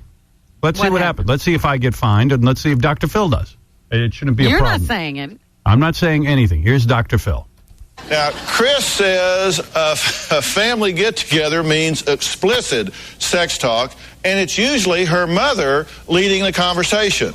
Now, take your kids out of the room. This is not for young children's ears. Don't you love that? This is not for young children's ears. That's when the kids run into the room. Yeah. Now everything's all right. You may have tickled up and down her legs and kissed her breasts. My family is very open and honest when it comes to talking about sex. Over family dinners, we have had conversations dealing with masturbation, vaginal dryness, Lubricants. vibrators, If you ejaculate too quickly, stimulate the clitoris, how men can have multiple orgasms. penises and vaginas, G-spot stimulation, sex toys. My mother is a family therapist, and she has a specialty area in sex therapy. I don't see what our family does that's so terribly odd. My dad is a pastor. I want my daughters to enjoy not only the look, but the smells, the tastes, the aromas. Sex really is a multi-sensory engagement. With my husband, when we were first dating, I wanted him to meet my family. She warned me that sometimes conversation could turn toward sex. My husband and my mother stayed up talking about masturbation. There was a part of me that was thinking, holy crap, she just said masturbation. Next thought was, holy crap, I think she's okay with that. I thought... Well, there it is. That aired on Dr. Phil. I aired it bet here. you nobody heard it here. Well, if it didn't air here, then there's a hypocrisy. There's a double standard. I want to know if any of that was bleeped. I bet we're in music in about 10 markets. I don't know. But it's Dr. Phil, 4 o'clock in the afternoon. Kids are home. I have no problem with this. This is nothing that I have a problem with, and I don't have a problem airing it. I don't think it's indecent or obscene. Question is, who's going to... Tom, did any of that get bleeped? Just the last two things that they said. The last two things? Yes. So you find it that you would guess that the FCC would have a problem with this since you bleeped it? Yeah. So that means... What? Will Dr. Phil get... You had to hit the button. Right. But Dr. Phil doesn't. Yeah, I mean, I thought it was long. I thought it was doing fine. It went on so long. I thought that last part made it a bit gratuitous and a bit pandering and titillating. And I bet you what, if I said the same words, if they came out of my mouth, that you would be less likely to let it air. May have been. That's true. I mean, but it would depend on the contextual, how you put it, what context you put that conversation in. So you had to hit the button twice. Yes. Okay. Point taken. At the very tail end of the conversation. There you go. And believe me, if I had the same exact conversation, I'd say 90% of that would have been on the air. Listen, there's no question that the standard we're held to for this show is different than the standard that they hold shows like that and others. And that's what's wrong with censorship. There's no question. In fact, let me give a big cheers to TV Guide. I'm reading TV Guide. You know they have cheers and jeers? Yes. They have a big cheer. And it says in TV Guide, cheers to the FCC for allowing us to watch Steven Spielberg's movie, unedited, or something like that. That's a cheer? A cheer. And I go, that's crazy. I went, this is making me sick. They're cheering the FCC for being kind to us and letting us watch a movie. Thank you for letting us do something. Don't do that. Don't praise these guys because they've been good to you. Oh, my God. You're buying into the whole thing. Cheers. Well, that is a Rupert Murdoch publication. Cheers for obeying the Constitution. I like that Rupert Murdoch is trying to make the Daily News look really, really bad for making a mistake in their lottery game. Yeah. I know. But at the same point is certainly downplaying the fact that American Idol just screwed up everything with phone numbers, which is his company. And I don't think that it could ever be fair, because how many people knew that they were going to have to re-vote? That's right. Today. Linda, you're on the air. Good morning, Howard. How are you? Hi. Love the show. Thanks. Love everyone there. Okay, so let me make this brief so I don't get the ba-ba-ba thing. This morning, channel surfing, listening to Imus. Oh, my God, you have driven his blood pressure through the ceiling, along with the rest of the monkeys he has working for him. They're going on and on about that newspaper article in the Wall Street Journal and saying, great, this is a great article. And their source, a Howard Stern rant and a canned chef. Well, let me tell you something. I am no dope, and I call it the way I see it. And that ranch has to be investigated. All charities... Why should he get to just do whatever he wants to do? Because he's Imus and he thinks that he's really got something going on. I don't know that he can actually run a charity. I don't buy it for a minute. Well, he's going on and on about how he doesn't take a salary, and let me know what the Oh, but by the way, who owns all that land? Yeah, whose name is it in? Yeah. Listen, let me tell you what. It's the proper season for Imus now, because all he needed was a cross to drag, so he's crucifying himself. It was ridiculous. It was comical. Listen to me. Listen to me for a second. If I give to charity, if I want to help people with cancer, which I'm inclined to do, I take whatever I want to contribute, me personally. I don't ask my audience to do it for me. I will go to the audience and say, why don't you give to a charity? I got no problem with that. But they don't have to give it to you. But they don't have to give it to me. I in no way should somehow benefit. I know many of my listeners that are urging after 9/11 gave to 9/11 charities. And I'm proud of that. And I applaud anyone who tries to help other people out. But if for some reason I get to live on a ranch all year. What's going on? And there's Morse code being tapped out here. I'm afraid this is an Al-Qaeda agent. Jeez. That said, blow up something in America. Yes? I'm getting the message, honey. Blow up. Is it go? You get on the air and mention Imus. He'll talk for 20 minutes, and then I'll tap out the... This is a message from the New Americans. Imus is tapping your phone looking for an original idea. Well, Imus owes his whole career to me. I got to NBC 20-something years ago. The guy he had a guy working with him, Larry Kenny, and a Geraldo Santana banana. He had characters, and he'd do 2-minute bits, wouldn't open his mouth, and played music, made 16 songs an hour. And then a phenomenon hit the radio. A tornado ripped through New York, known as Howard Stern. And Schmuckhead said, uh-oh, oops. And I stripped him of every rating when I came over here. And somehow the guy still hangs on by a thread. He's the luckiest person in the world. But I don't like this charity. I don't buy it for a minute. It's the idea that he can be with the cancer kids. He knows what the cancer kids need. First of all, is a little offensive. What qualifications does he have? Yeah. And then to be running a ranch. Well, then he went on and on about all the people's lives. If I said to you, give me $2 or $3 million, and I'll buy up a bunch of land around my ranch, and I'll buy a bunch of pianos and nice things, and I'm going to have kids over for 6 weeks, I don't know. I think that should be investigated. Why not? And why not an investigation? What's to be afraid of if you're doing something honest? First off, if you're running something legit, you're not going to complain about somebody looking into it. That's the first thing. The second thing is he's claiming children are coming from Italy for the benefit of this ranch. Italy? Yeah, he said the summer session. He's talking about single mothers in New Jersey whose daughters he's changed their lives, who have cancer, and now they're confident. I'm telling you, Christ has nothing on Imus. Well, that's not everything I'm hearing. I mean, listen, I believe he should be in prison for the rest of his life, for however long he lives. Well, you got him absolutely in a snit, along with the monkeys he has working for him. Well, you know what? I would say if my audience was good enough to me to raise $2.4 million for cancer kids, I would take the $2.4 million and I would give it to the American Cancer Society. Exactly. Yeah, you have to want what? I mean, the ranch is already built. And a guy of his means, if he wants to help kids with cancer, he should invite them to his ranch and not ask anyone to pay for it. Right. What do you think of that? I think it's an idea because that's what Mariah Carey does for underprivileged children. Absolutely. Mariah Carey is Mother Teresa compared to Imus. Exactly. And looks better. And has bigger boobs. There you go. Although I would say his sag, but they are pretty big. No, I just want it to be investigated. I'm not saying anybody did anything wrong. I just have called for a full investigation, and now it's underway. And, well, I think it's completely funny that he's just completely. I'm not kidding you. There's not a Catholic saint that has anything on this guy. He's the biggest martyr this morning. Oh, big martyr, big martyr. And Artie, I absolutely love you. Thank you. Well, you're absolutely right. Everyone loves Artie. And Robin is amazing. Yes, she is. Of course I am. And anyone who bitches about your show needs to shut up and turn it off. Just shut up. Absolutely. Listen, I mean, what is the big deal, quite frankly?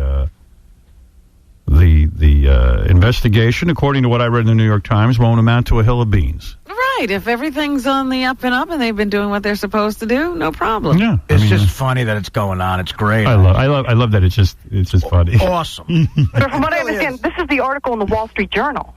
Oh. It's on the front page with his picture. Oh, I didn't see that one. Yeah, it's by a guy named Robert Frank. That's major. Robert Frank, by the way, is a top guy. Okay, well, he blasted Robert Frank. He said, I invited him to come out, and he's no good. What kind of journalist calls the day before story? Oh, he's no good. He said, no kind of Robert journalist. Robert Frank is considered the top guy in the country, and he's no good. According to Imus.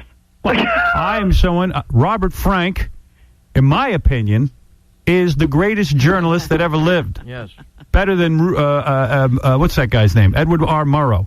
Well, it sounds like Imus actually met the guy and gave him an interview. I gave you an interview. You're supposed to say nice things. Oh, no. He says he complains because he said Robert Frank called him just the day before the story.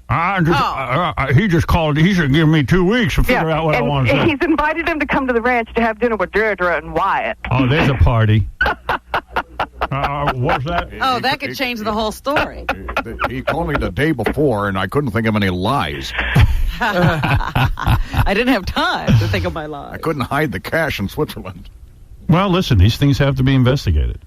Well, I hope he is doing the right thing because it is the Cancer Ranch.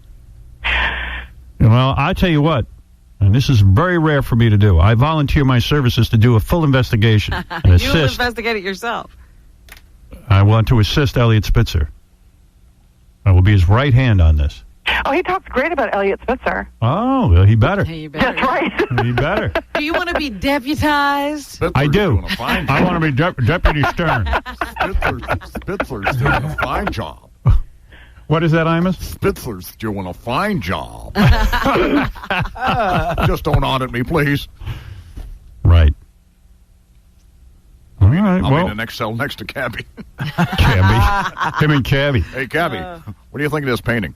It's nice. Imus is painting, too. Hey, let's do some sculpture. Well, Ant is here. I think the rest of those guys are just pissed off. They're looking at the possibility of being out of work if Imus gets popped for anything. Yeah, that's true. And they never even got to visit the ranch. Yeah. I think that crew of no talents would be pretty much out of work. Exactly. They're all thinking, I got to update my resume. Right. All right, baby. Later. You guys, bye. I want to thank this Sin City. They were good enough to give us a bunch of money so I could I give a bunch of money to the guys who participated in the office. The also-rans? Well, yeah, all the guys went out and bought outfits and stuff. And, yeah, they did spend money on the contest. So they were good enough to give us a bunch of money. So you got to go see this movie, Sin City. I like the previews. I can't wait to see it. What is it? It's like all these weird, like, superhero-type people in this bad town, you know, fighting the bad guys. Well, I'll go see that. Yeah, it looks good. Anything with superhero.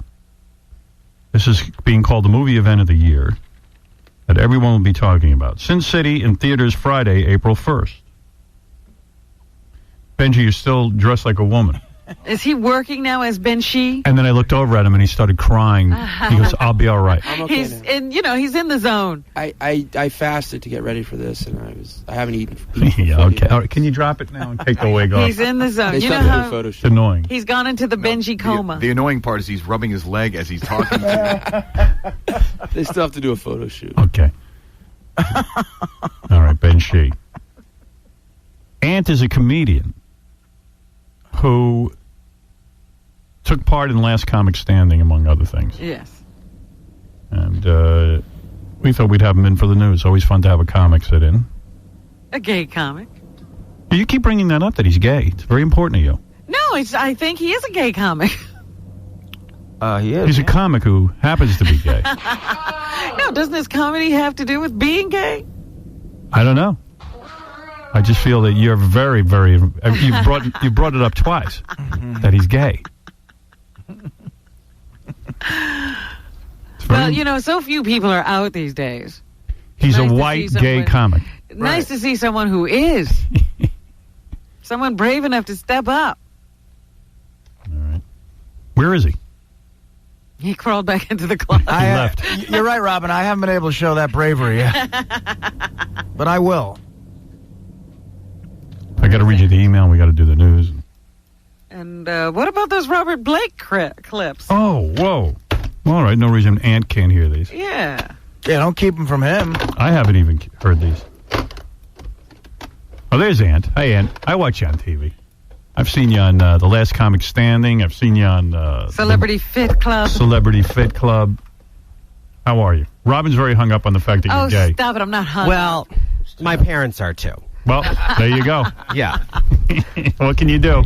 What can you do? I don't know. Give me Ant's notes because I thought they were pretty interesting. Yeah, and I can tell you something interesting about Ant. Ant is definitely like the dominant one, I guess. Dominant one of what? I'm a dominant in all aspects of, especially sex. So Will, the winner of our beauty pageant, comes by in his dress because he pre-interviewed Ant. He showed me his ass. No, he didn't show you his ass. You made him show it, and he did it. So look, here he is. Wilhelmina, turn around. He goes, Will, seriously. Howard, he goes, turn Will, around. Show me your ass. Because you won first prize, I could be second prize if you play your cards right. Show Ant your ass. I'll evaluate you. He asked me to give him oral in the green room. Really? I did not say that. Well, I did say it, actually. But Howard, he goes, But then I just like found a he was woman. 26. He goes, show me your ass. And Will goes, I don't want to. He goes, show me your ass. And Will, I don't want to. Show it. And Will, lifts up his skirt. Why not? But violated. You weren't violated. Trust me, if you want to feel violated, see me after the show. You're in love with Will. He's gorgeous. I mean, as a man and a woman. There you go. Maybe you're not gay. Okay, so he's not gay. Okay, can I tell you that when I was addicted to crystal meth, I would sleep with women. Is that right? That's how bad that drug is. And I'd be 30 pounds thinner, too. But I would wake up with girls, and I would go, did we... And then she would go, yeah. And I'd be like, well, was that good at least? And she'd be like, no. No memory of So it. even No. I had For no real? memory of it. I would wake up and go, you're a female. You have a vagina. Was life so horrible that you had to become addicted to crystal meth? Is the life of a comic so horrible, or was it just your upbringing? No, not the upbringing. It was... crystal meth's hardcore. You know, in the gay world, it's such a popular drug that's how I got into it. Why is it so popular in the gay world? Does it loosen you up for what you got to do back there? I don't do it back there. You don't? No. It just got you off other ways. I took computers apart. When you were on crystal meth? Totally made me think like I was Einstein. Wow. And in my garage right now, Howard, I really have like 40 computers that I could not put back together that I need to donate to a charity. You'd be so hopped up you thought you were a genius. I really would. And I would call Sprint operators and just talk to them for hours about ones and zeros. Why not do it back there, though? You're on crystal meth. I mean, you're with women. I mean, anything goes if you're that high. Me either. For me, yes. Does it really? Very much so. What do you mean you claim Daniel Baldwin tongue-kissed you when you first... I'm not claiming it. You saw like when I first met Daniel, you know, I'm the host of Celebrity Fit Club. He was one of the fat stars. Were you shocked? Well, yeah, and the only reason I kissed back was because it was the closest to Alec I was ever going to get. And he put his tongue in your mouth? Put his tongue in my mouth, and I'm like... wow, that's hardcore. Yeah, and then he says he's straight, and then 1 minute he talks about being born again, the next minute he talks about how large his penis is. Is he a good kisser? Well, I don't have any other famous male men that have kissed me to But I'm just compare saying, it to. is he a good kisser? In general, is he a good kisser? Daniel No, and he Baldwin. had bad breath. He did? Yeah. So you were repulsed? I was turned off. Did he want to go further? He invited me to go out dancing to gay clubs, which was bizarre. Really? Yeah. And then, of course, now later on we found out he was hopped up on crack, so it's not that bizarre behavior. He was actually doing crack. Well, I mean, he says it started with painkillers and then progressed to stronger, drugs. He said drugs that weren't on the menu. Okay. Now, look, I've eaten off the menu. Did he lose the weight on how many? I watched the show, but I kind of lost track of it. Did people lose a lot of weight? People like Joe G, who I know you guys are big fans of here, gained weight. And Joe had a gastric band. That's why I'm a fan of his. He went on a weight loss show and gained weight. Having a gastric band. Your stomach is the size of a split pea. How are you gaining weight? Didn't I tell you he had that operation? I love that. Well, maybe the operation didn't take. Ann claims he quit Last Comic Standing in the middle of the show because he feared for his safety. Really? He claims other contestants were threatening him. Are stand-up comics that whacked out of their skull? Have you seen Corey Holcomb? He's huge. He's a huge black man. And he was threatening you? Oh, my God, yeah. He called me a gump faggot and everything. And I still don't know what the gump part means. But I mean, weren't there people there to protect you in the house? No, not in that incident at all. There was nobody on that bus, and it was like this complete... And you saw part of it on the air. What they didn't show was me quitting the show. And you don't like... Why wouldn't they throw him off if he was intimidating another contestant? Look, Gary Goldman beat the crap out of Jay Moore on the show, and they didn't fire Gary Goldman. Oh, jeez. Apparently, you can kick the crap out of the executive producer and host of the show and still have a job. And you say you don't like Jay Moore either, the host of the show. I hate Jay Moore. What happened there?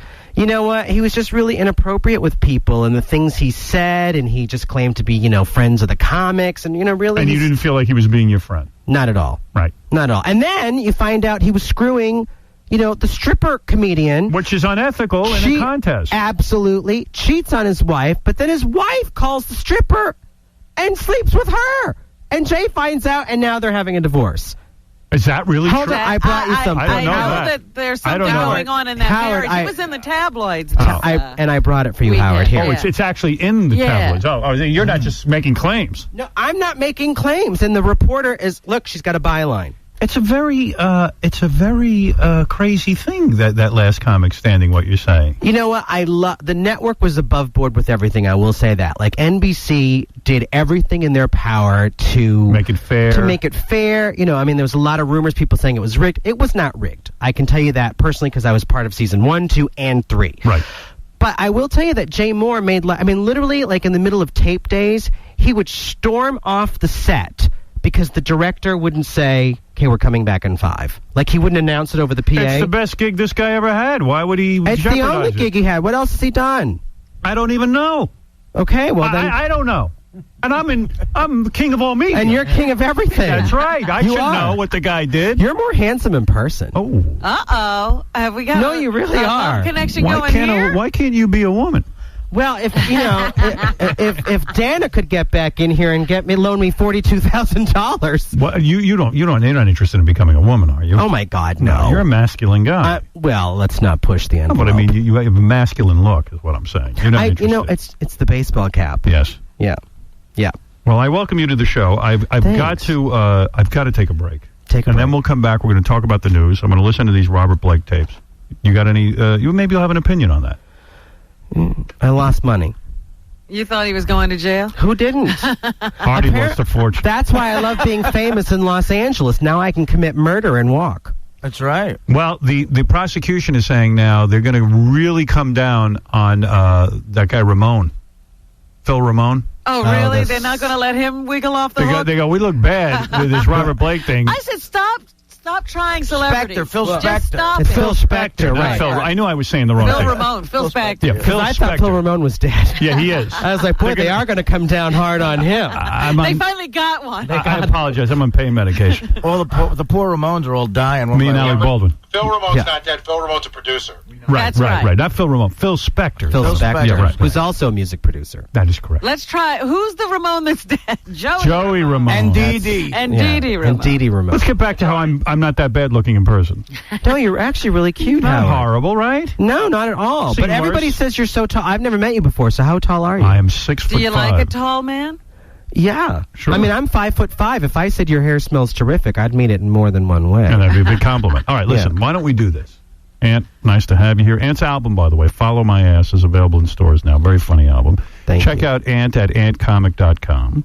And I'm going to take a break.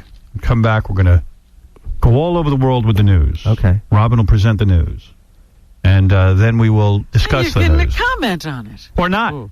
Or no not. pressure here. Who cares? Yeah. This isn't school. I can't wait to hear the Blake tapes. If there's something on your mind, let it rip. This one looks interesting. I haven't heard him either. What? I got to ask you a question that you asked at your press conference, and you sort of... By the way, in case you're wondering who the woman is, that's the whenever you get into trouble person. That's the one you go to. That's the one you go to because she basically makes love to you no matter what you've done. I know. I saw her kissing his hand. Yeah. Oh, yeah. There's a love affair going on. Thank you, Barbara. You, the one who saved my life. Oh, Bobby Blake. Listen to me. Just because he got off doesn't mean he didn't do it. That's right. Who did it? Nobody's looking for who did it. got angry. There's no point in looking. One of the reporters said, who do you think did kill Bunny Lee Bakley? And you said, shut up. I got to ask you that. Do you have any idea who did it? What I meant by shut up is, I would like to have everybody stop killing Bonnie now.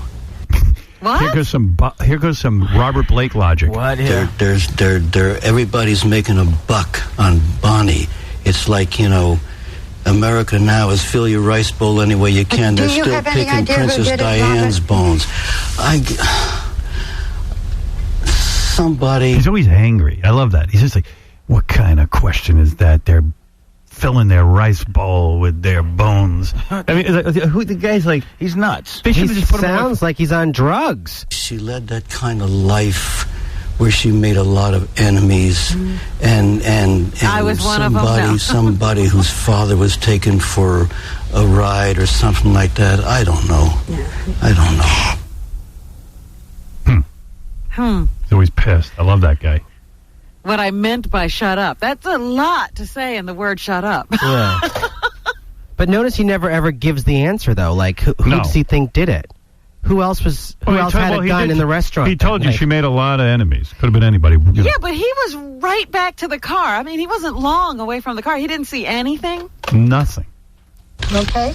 I'm okay. Uh-oh. Wow. I feel bad for myself. Remember the best line ever written? What was Tennessee Williams? Mm-hmm. Sometimes there's God so quickly. Remember? Yes, I remember you said that. You said you would not be found guilty. You would not be found guilty.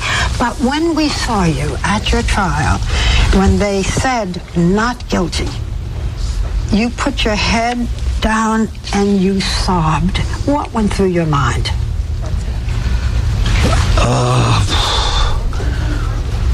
That I was going to have to live again.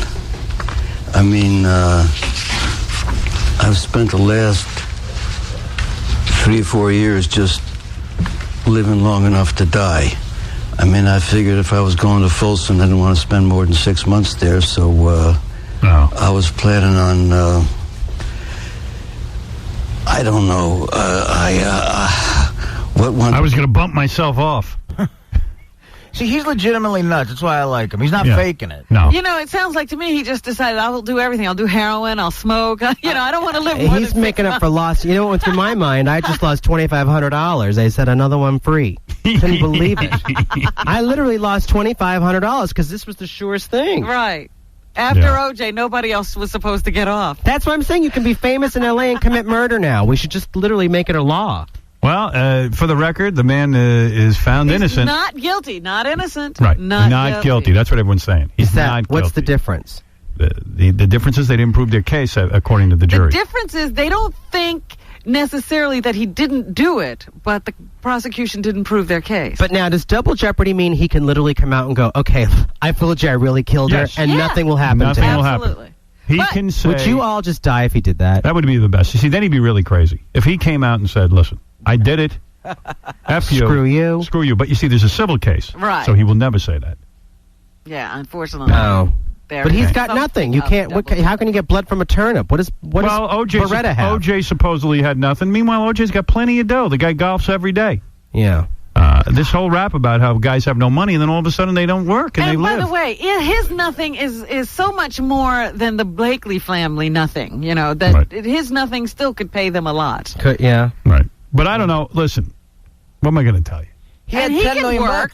He can work. You know what? Good for him. Running around. Somebody will hire him. Someone will hire him. Oh, of course. I think he's going to be on Last Comic Standing. What do you think of that? Well, it'll be Last Comic Breathing if he's on. Because how old is he, like 100? Right. All right, let's take a break. Ant is here. We'll take a break and do the rest of the news right after this. The oh-so-sexy Kelly Ripa talks about Howard Stern. I got to see Howard Stern in person, who I've never seen before. Oh, yeah? Did you go up and say hello, Howard? He sat right behind us. He was lovely. He was really a lot of fun. A lot of fun guy. You know, that's Howard. The mental mania that enslaved Howard Stern. The radio personality suffered from an obsession for years, but now Howard's confessing his secret. Yeah. Rocking out, baby. We're here with Ant. Ant's album, Follow My Ass, available in stores now. Hey. Check it out. AntComic.com. He's also the host on VH1 of that celebrity eating show. Celebrity Fit Club. There you go. Where it was called Celebrity Fat Club, and then they decided to change it. That's funny. So I know. I thought Celebrity Fat Club. You're not allowed to say fat anymore. No, you have. What's the word now? Overeater. Overeater. Yeah, fat is an offensive The word. Celebrity Overeater Club doesn't have the same ring. No. And also, he was featured for 3 years on the Last Comic Standing. So are you done with that? Are you not going to participate I anymore? am done with that. Yeah, no, you're bad-mouthing everyone. You got. I'm not bad. The network, I think, is fantastic and really above You don't board. like the host. I hate Jay Moore. Right. Jay Moore and Gary Goldman, who, you know, and it was so weird because now their careers are in the toilet, and, you know, and I'm look at you. You're hosting all over the shows, place. and Gary Goldman's opening for Richard Simmons sweating the oldies 6. I don't even know what he's doing. Was it hard? Where'd you grow up? Londonderry, New Hampshire. It got to be hard growing up gay in New Hampshire. The Pride Parade was me running down the street from rocks. That was the Pride Parade. Did you actually get beaten up for being gay? And thrown into a locker, and yeah. Did you try to hide it when you were in school? I tried to hide it, but I can put a lisp in the word cracker, Howard. I mean, it's hard. No. You now you're very open and free. Did you try to macho it up? You never tried that. I never knew I was different. The voice, in a way, the affect. No, people would call me fairy and fag, and I would literally come home so upset going, why do they think I'm different than them? How am I tipping them off? Honest to God, and literally, and I knew since I was younger that I was different because my friend Richie would steal his dad's Playboy, right? And they would look at the boobs, and they would look more southern, right? And I'd be looking at her shoes, going, because remember they used to wear shoes back then, and my friends were like, something's wrong with him, right? They still have shoes sometimes, but you were confused because you were like, why is everyone staring at these horrible-looking girls? Anyway, hey, listen. This, to me, is a very funny story. Gary went out to Fire Island this weekend, and so Gary had those new roller skates of his. Right, the ones with the one line? Yeah. All-in-one line skates? Yeah, so Gary got stopped by the cops out on Fire Island. On his skates? Yeah, and the cops haul him into the station house. On the skates? On the skates. Oh, man. And this is unbelievable to me. This is what being there's cool cops and there's dickhead cops. You know what I mean? And this is a guy who went into, What, did you have to skate into the station? Yeah, I had to climb the stairs on my skates. Oh, really? Wouldn't let you take them off? Well, was your heart beating real fast when they pulled you in? No, because they didn't tell me why. Yeah, so was your heart beating real fast? No, a little bit. I was just... I'd be real nervous. I don't know what they wanted. And cops... I don't know. What were you doing to be pulled in? Can you imagine being a cop on Fire Island? I guess there's not that much crime on Fire Island. Yeah. So... Mostly, like they have to arrest people for eating a hot dog on the beach. People arrest them for barbecuing. Yeah. And you're talking about people probably... Those are major outlaws. People bust their balls all week trying to make a living. They finally get out to Fire Island. One of the guys out there told me that they got a ticket. You get tickets for everything. They got a ticket for singing Happy Birthday too loud. They were singing Happy Birthday, and the cops came and they gave them a ticket for disturbing the peace. Really? Yes. Go there and relax. Can't believe you're not allowed to barbecue on Fire Island. I don't know about the barbecue. I know there's a couple of beaches where you cannot. Now they changed the regulations because they can catch you. Right. There used to be a complete ban on all food and drink on this one beach. Right. Now you can drink sodas in certain cans. And and not in others. You know, so they could catch you anyway. So Gary goes out there, and the cops drag him into a station house because he's roller skating. You're not allowed to roller skate in public on Fire Island. Gary didn't know. It was his first time out on Fire Island. Oh, you can't roller skate in public. You can do it in your house. Right. Yeah. So the cop who pulled him in just had one of those attitudes that I hate on cops. Because being a cop is, I mean, I guess the only time you get your rocks off is like pulling in people. But like if you pull in some like street kid, like the street kid's gonna rap you in the face. He's real intimidating. It's like pulling in Mike Tyson. You know, it's intimidating. And I suppose you have to use that attitude on them. Right, but you know, when he's got a hold of a Gary Delabate, the fun begins, and they can yank a kid around. Yeah. So what happened? Tell her. So he gave me the rule book. And he made me read it out loud. Oh, no. Yeah, he made Gary read it out loud. Gary is a grown man. I mean, what was he treating you like you were 15? Yeah.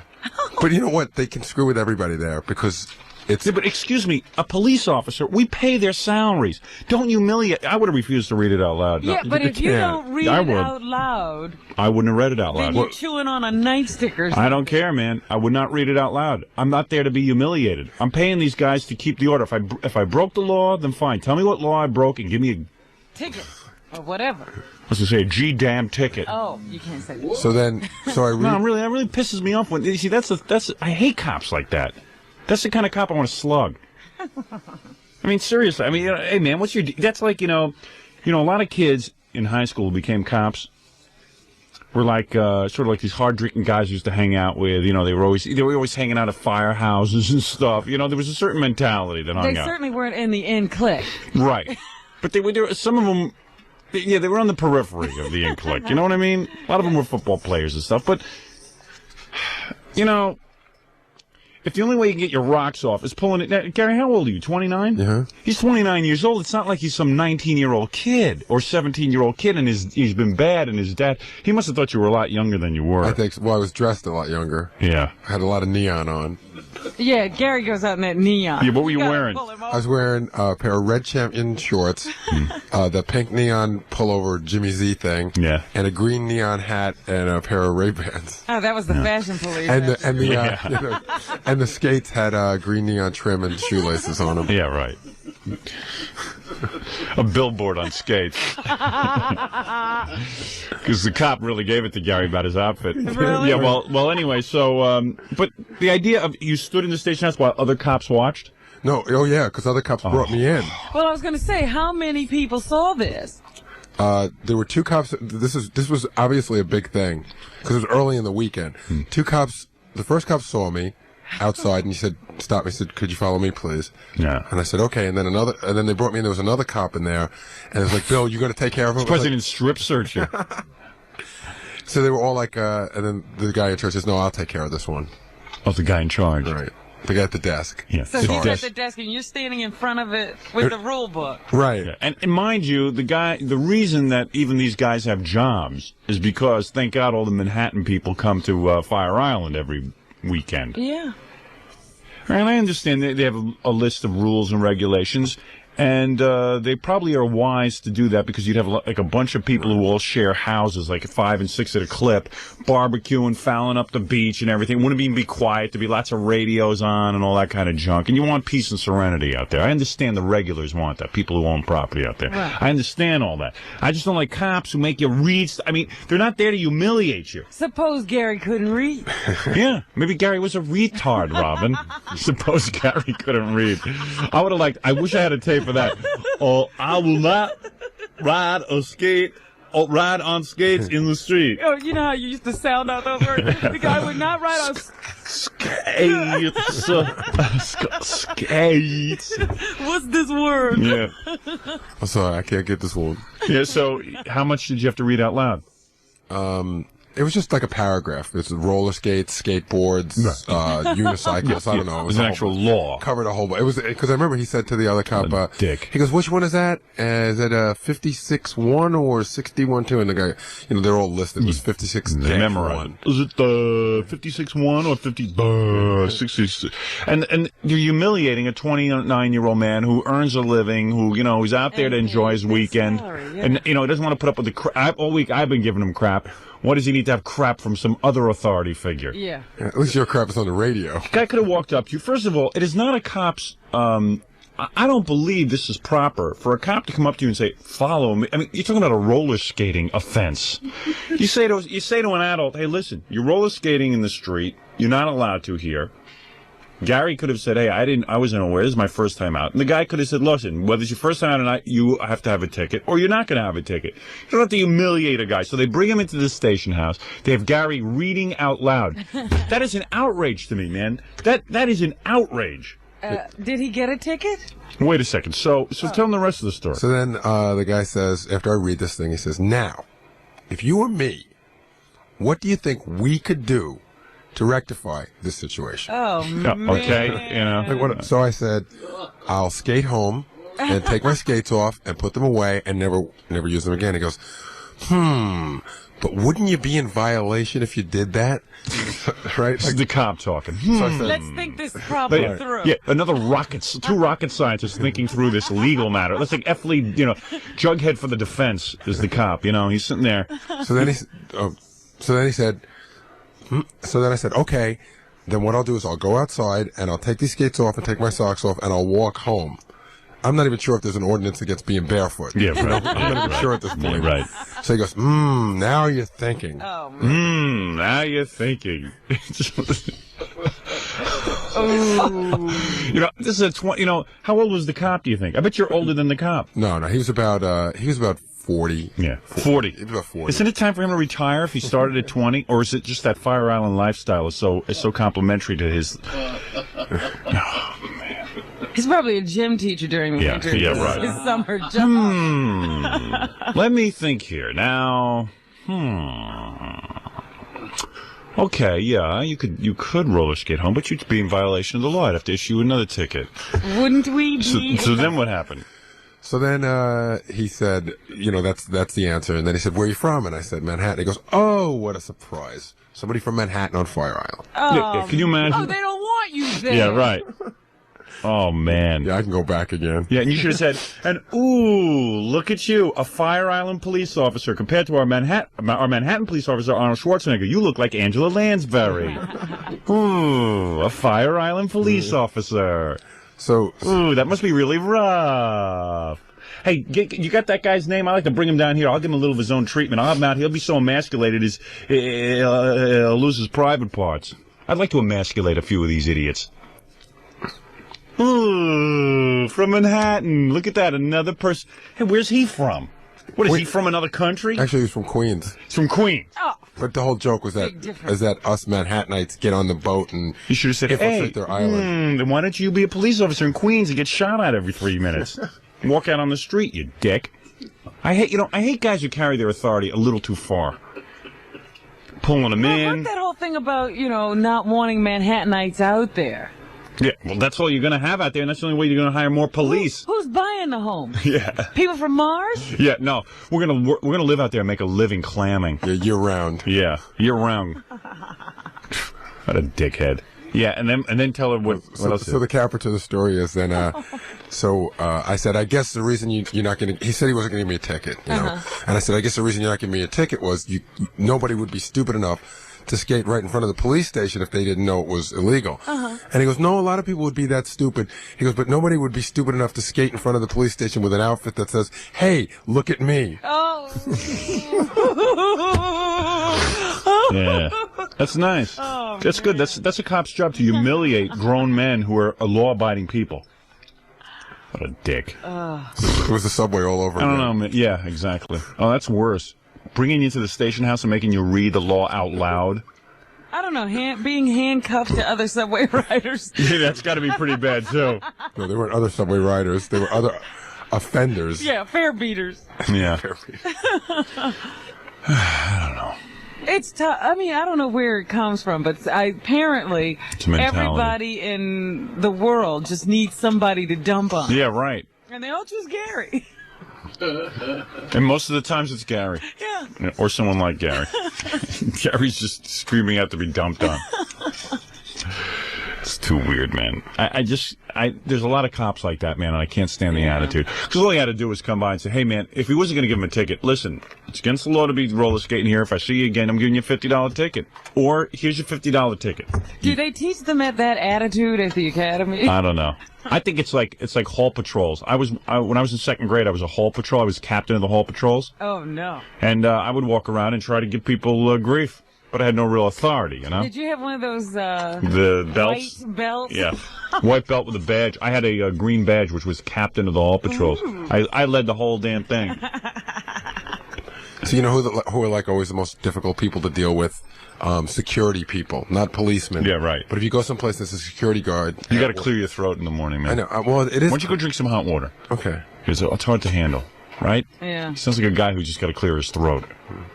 Sorry. It's okay. I just can't handle it. All right, good talking to you, Gary. All right, thanks for having me. You know what you So could do? he did get a ticket. Is that what you said? No, he didn't. Oh, he didn't? Cop let him go, which was nice, but the cop should just let him go on the street. Yeah, but maybe he felt like if I humiliate him and he takes it well, then I won't give him a ticket. Right. Maybe it was a test. Yeah, if he acts like a total worm, maybe I'll give him a break. Oh, they would... If I would have been a wise ass at any minute, that would have been it. But it's annoying. You're 29 years old. It's not like he's some little kid who needs to be admonished by his parents. Yeah.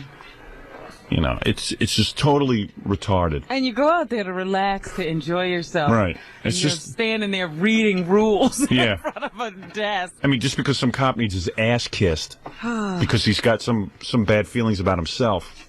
Well, he went home feeling very, very full of himself that night, Gary. Oh, yeah. Oh, yeah, you should have seen what I did to this one guy. I had this guy reading out loud in the station house. Oh, that's good. That's your job, to humiliate people. Oh, goodness. Well, he was barbecuing at his little shack on Fire Island. Yeah. Well, we have a crack epidemic in the city. You know what? We don't need any police out on Fire Island busting right. roller All the police skates. should be transferred into Manhattan. Yeah, just for a couple of days and watch them making their pants. Do you know how bad it is out there? People barbecue in their fireplaces. There's like a fireplace in the house. Yeah. People have to stick a grill in the fireplace to Really? barbecue. It's nice. Do you do that? Yeah. That's safe. It was okay. It's like the olden days. Yeah. You go out to Fire Island. The hearth. Cooking over the You hearth. feel like a pilgrim. Fire Island. I can't get into that only because you deal with traffic all week and that whole rush hour thing. I can't imagine me. I have a lot of friends who live on Long Island and go out to Fire Island every weekend, and they deal with that rush hour. I mean, the constant cars and the driving and getting from one place to another, and that whole disorientation of having to get to another place. Yeah, every weekend. Yeah, I just couldn't deal with that. Yeah, but once you get there, it's great because there's no cars on the island at all. So you don't have to deal with... But you have to deal with the traffic of getting on the ferry. There's millions of people. Yeah, but the idea of getting to the ferry and leaving my car and... I don't know. I it's just a don't headache. like it. Right, you can't park near the ferry because they charge a lot, so you have to park at the train station. That just seems like a take big a pain in the cab ass. to the ferry. That seems like a lot of work. Yeah, it's like it's commuting. reversing the whole travel situation. We've been trying to simplify it. Yeah. And then they complicate it again. And then also imagine in this traffic, now you're a normal person, you'd pack a bag and you'd go, right? Right. You should see, I mean, people are just like lugging, suitcases, luggage racks. Yeah, right. It's annoying. They've got TVs, VCRs, everyone. Kids. Dogs. Lawn chair. You should see what they pack. You know what a lot of people do? I just learned about this. I was talking to this woman who's like one of those animal rights people. Uh-huh. She told me a lot of people for the summer, like at Fire Island and all that, they get dogs for the kids for the summer, and then they just abandon them at the end of the summer because they want the kids to have something to play with during the summer. So they just leave these dogs and cats and stuff. Yeah. I made a film about that in college. Did you? Yeah. That's pretty sad. That's pretty weird. People are incredible. That's really heartless. What kind of heart do you have to like get sort of attached to this little dog for the summer and then just throw it out in the street when you're done? I thought about it yesterday because I saw some guy who took his dog out to go swimming. Yeah. And then he was like talking to the dog by the car. The dog was all wet. Yeah. And it's very obvious he didn't want to put the dog back in his car. Well, just leave it and get a new dog. Yeah, was he going to leave it there? That's pretty weird, though. I mean, you got to... don't you get a little... I know I get emotional over animals sometimes. You see like a little dog. I'm attached to my cat. Yeah, you get kind of emotional. Although Vietnamese people, they barbecue them. Well, they're always a part of them now. Yeah, right. I love you so much, I'm going to eat you. Actually, on Fire Island, the Vietnamese people couldn't eat their dogs because you can't barbecue out there. So True. that's the only place dogs are safe. Ironically. Well, that's another weird thing that goes on out there. If your dog gets loose, which some people do, they tie him up in front of the police station. You got to come and claim him. So when you walk by the police station, there's always like 20 dogs yakking away. Oh yeah, and then they charge you money for. I don't know. I never must fine you. Loose dog fine. It's got to be worse than roller skates. No roller skating. Can't believe that. I never heard of such a thing. What can you do out there? Walk around naked. Yeah. Can you walk around naked? Yeah, on some beaches. On some beaches. Yeah. Who wants to do that? But this is like one town, right? You walk over, the next town is a mile away. That's a whole different set of rules. Yeah. Like you can barbecue and roller skate, but you can't do a bunch of other things. Yeah. Well, that's what I'm talking about. You know, on one beach, you're walking along eating an ice cream cone. All of a sudden, you step across this board. Right. You're in another State town police. where ice cream cones are banned. You hear like sirens going off. Man, it's great. I just find the cops' attitude amazing. Just give me a ticket or don't give me a ticket. Don't give me a lecture. Yeah. I'm a grown man. Reverse, you know. But since people are out there, they have a good time, and he's obviously not causing any problem. Why not just say, "Hey, roller skating's forbidden on this beach"? Yeah, that's Sorry, all. dude. That's it. You're on the air. It's not like he's a hardened criminal. I mean, if the guy was a chronic abuser and he kept saying, "Okay, I'm going to keep roller skating," and spit in their face. Yeah. You're on the air. Hello? Okay, thanks for the call. Howard. Yeah. Why don't you call the police station? What? Why don't you call the police station? And do what? Yell at the cops. First of all, cops don't go on the air with you. They won't? No. I didn't know. Okay, now you know the law. Now read the law out loud. Cops won't go on the air with you. Now, cops are pretty much hesitant to get any public exposure. Well, they have to have an official spokesperson deal with the media. Plus, when allow regular guys to do it. When we call a cop station, you hear that little beep going off. They record all the conversations. No cop wants to be recorded getting yelled at by some DJ. Uh-huh. You dig? I hear you. All right, dude. Thank you. Hey, you're from the Dark Continent, right? How's that? I said you're from the Dark Continent. What do you mean? Okay, thank you. All right. He doesn't know what he means. He doesn't know he lives in the Dark Continent. Jimmy in Cucamonga says he's frustrated by my... Cucamonga? Yeah, frustrated by my programming decisions. What's on your mind, Jim? Good morning, Howard. Good morning, Jimmy. Good morning, Cucamonga. Cucamonga, good morning. Yeah, Artie knows probably. I know. Down by San Bernardino, that's the big city, you know. Right. But doggone it, Howard, I mean, I spent a lot of money, you know, to follow you. And all I want is, Howard, you know, the show. And if you just ran like a loop of your show on 100 and advertised the other stuff for 101, that'd be great. Then anytime I needed you, I had you. Jim, isn't that what we're doing? That's exactly No. There are times when I'll turn in 100 and I'll hear, you know, Tissue Time's okay, you know, but hear what? I'll hear Bubba the Love Sponge, and I'll hear all the other stuff, and I'll go to 101. You're talking about on the weekends? On the weekend. Oh, weekend. Well, during the week, we replay our show over and over and over again on 100. But don't you go to Bubba, too? No, on the weekends, we mix them up. No, during the week. That's 101. No, 101 is Bubba. And Pharrell, and also Riley Martin, and all these other shows. No, 100 is our replay. That's exactly what we do. We do it all day and night. I thought I tuned in and during the week at night. No. And I had to wait to hear your show because they had the news going. Well, yeah, they have an hour of news. We got to get rid of the news, Howard. I have precious time to listen to you. I can't wait an hour. One of the things I was thinking about is moving the news over to 101. Yeah. Just run your show on a loop. Well, that's what we're doing pretty much, Jim. Jim, we've got the only thing that we run also is the wrap-up show because people have said they like that. Oh, no, don't listen to those people, Howard. Really? We have precious little time for you. Right. We don't have time for these idiots talking about the wrap-up. I don't know. Let them do that on 101. That's not the feedback I'm getting. Oh, no, you're getting the bad feedback, really. All right, Jimmy. I'm speaking for so many people that paid a lot of money to hear you. They don't have time to hear anybody else but you. Okay, Jim, that's a compliment, and I'll look into it even further. What do you think of that? I think that's great. All right, Jim, thank you. Hey, thank you. Howard? Yes, Jim. Yeah, Robin said the funniest thing, and I got to tell you what it was. Okay. Good, thanks. You were talking to Fred about playing a Neil Young song instead of a Bruce Springsteen song. And Robin said, yes, Howard, but not everybody wants to hear one depressing song after another. I thought that was so great. Jim, and I don't mean to disparage you, but are you midway through a sex change operation? No, Howard, you just have to play the tape. Robin remembers it, and so does Fred. No, I remember it as well. He's just talking about a speech effect. Yeah. Are you a gay gentleman? I hear you talk about other guys. How could you say that, Howard? You sound very effeminate. You sound like you got a cold. No, I don't have a cold, but Jim, you do sound effeminate. Well, I don't mean to. I don't mean to. If you're a heterosexual man, let me know. Are you? This could be funny, Howard. I don't know. It's not. It is sort of funny. Jim. Huh? I'm asking you. Are you a heterosexual male? Yes, I am. You are. Do you have a wife or a girlfriend? Not really. Have you ever been with a man? Be honest. Friggin' faggot. Actually, no. Have you thought about being with a guy? It's kind of, it's not a thing where I want to go. It's not a place where I want to go. But you have thought about it. No.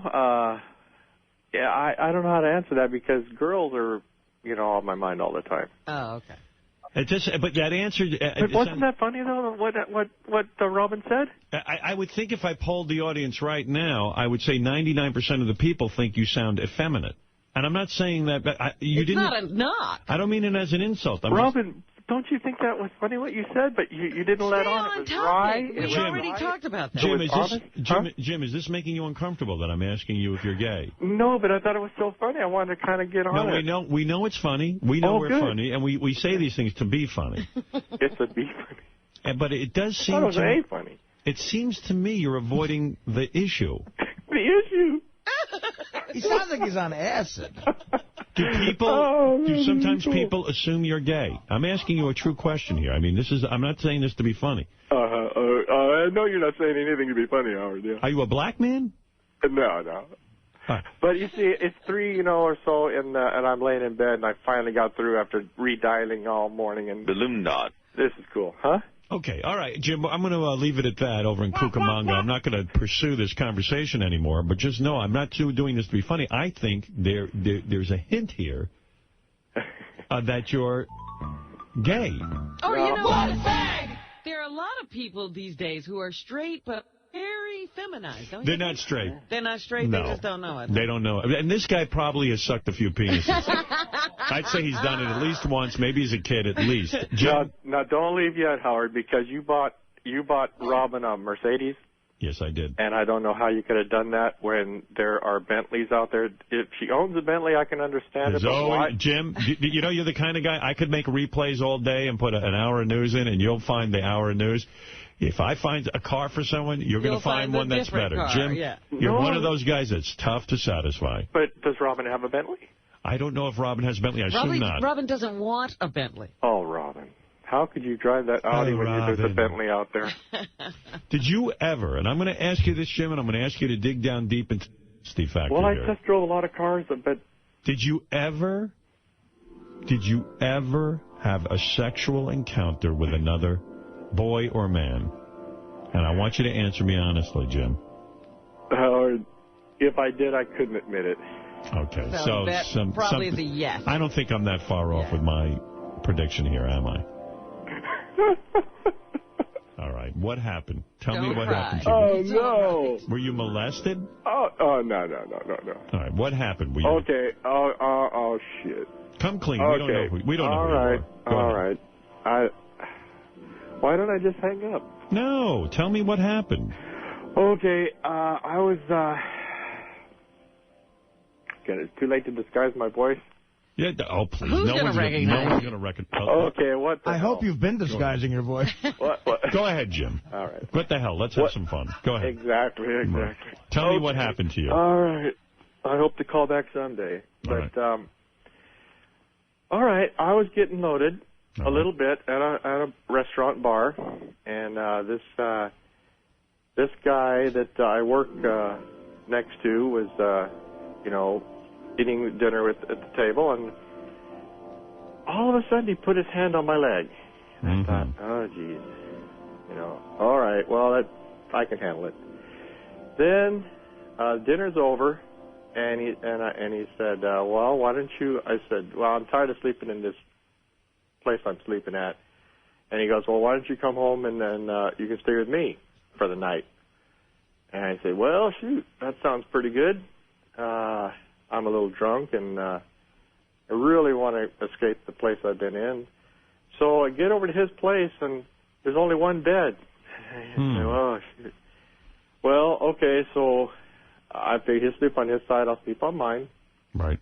And, well, as soon as I got in bed, he jumped on me, sort of. And he went right from my thing there. And were you nude in the bed, or were you wearing clothes? Yeah, I did. Yeah, because you were sleeping. Because I always sleep that way. You know? Really? You got nude in front of him? Slept with him? Did he watch you get undressed? I don't think so. I don't remember, but I remember I was in bed. I was pretty comfortable. And you didn't even have underwear on? I don't think so. Right, and what was he wearing when he went to bed? I don't remember. You don't remember seeing him undressed? He was nude. He was nude as well? Yeah. All right. Was he a thin man, a trim man? Oh, yeah. He's a gay guy. You know, he's probably, right there with the handsomeness, He's all right, I guess. And he was completely out, so you knew you were sleeping with a gay guy. No, at this point, I really didn't know. I thought we're still, okay, he sleeps nude, I do, okay. How long ago did this happen? Oh, this is 20 years ago. Oh, I see. So then what did he do? He jumped on top of you? Yeah, he just sort of his mouth just went right there on my dick, and... He began filleting you? Yeah. So, what the hell? I mean, what's going on? And he says, well, I want you to, jack me off while I do this, or so, I think. And I agreed. I thought of my brother, I thought, okay, well, if it's my brother, maybe we, I do it, so. You would jerk your brother off? Really? What an interesting Would you thought. jerk your brother off? Well, growing up, if he wanted me to, maybe, You liked your brother? Huh? Did you ever jerk your brother off? No. A couple of times maybe you thought about it? No, never. Right. I never entered But my you mind. liked him. Huh? You liked your brother a lot. Yeah, he was sort of the guy that, I had to look up to and follow, Right. Wow. So the guy began blowing you, and then you took your hand on his penis and began to rub it. Yeah, I did. And where did his load end up? I didn't, as soon as I came, I just let go, and he said, don't do that, when after you're done, keep finish me. And I said, well, I don't know what I said, but as soon as I came, I just let go and got out of there. Are you sure you didn't finish him off? Oh, yeah. Oh, you know what? He did finish himself off on me. On you where? Yeah. On my stomach. On your stomach. So, like, after you came, you watched him jerk off onto your stomach. Well, I didn't watch him. I don't What were you doing? Huh? If you didn't watch, what were you doing? I just, I can't look away, let him, he was...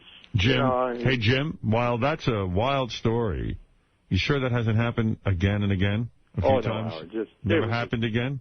No, I wish I could tell you it did to make interesting conversation. I think, at first you told me it's never happened, and now all of a sudden it's happened once. Well, I couldn't just go right into it. You had to coax me. I don't want to disappoint you. I'll tell you what you want to know. No, not only did he do this, but he was in love with his brother. Mm-hmm. Oh, how, Robin. Well, you said you loved your brother so much you would jerk him off. I mean, that's a pretty... No. I meant to say that I would oblige him if that's what he wanted, but there's no love involved, not sexual love. Jim, you know what's great about this conversation? Your wish is going to come true. It's going to be played over and over again all day and into the night on the replays. You know what the end was? Is he was a real nice guy, and I heard a little later that he went up to be a lumberjack in Canada or something, and he was killed. Oh. Yeah, it was weird. What in the fuck are you talking about? It's very Brokeback Mountain. Absolutely. Yeah, this guy was kind of weird. Yeah. All right, Jim, I'm going to make a suggestion to you, and you got to look into this. I think you're very gay. Oh, boy. I think that your voice, and you're very effeminate on the phone. I've never met you. I don't know who you are. I never knew that, Howard. Yeah, you sound, in fact, because you want to replay so bad, listen to this phone call over and over again. Listen to your own voice and try to be objective. You won't recognize you. No. You might want some news thrown in there to break this up. Well, I have heard myself on tape, and I don't like my voice. Yeah, well, that's why. When's the last time you were with a woman? Be honest. I had a girlfriend a couple years ago. Oh, okay. All right. So right now you're a little confused. Oh, no. I'm so confused. That's why I'm still doing it. I'm just waiting for a girl. Keep waiting. Yeah, keep waiting. I wanted to tell you something else, Howard. Maybe you tell me enough. I got the Robin thing in, and I wanted to... Oh, shoot. Maybe you've said enough, Jim. I'm not prepared, Howard. No, you were fine.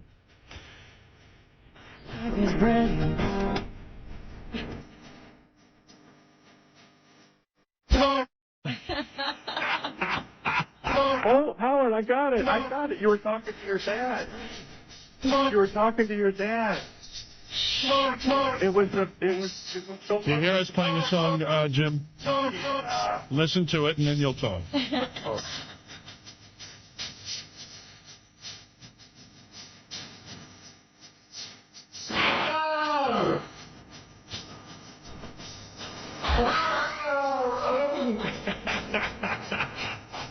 You want to play? I'll play with you.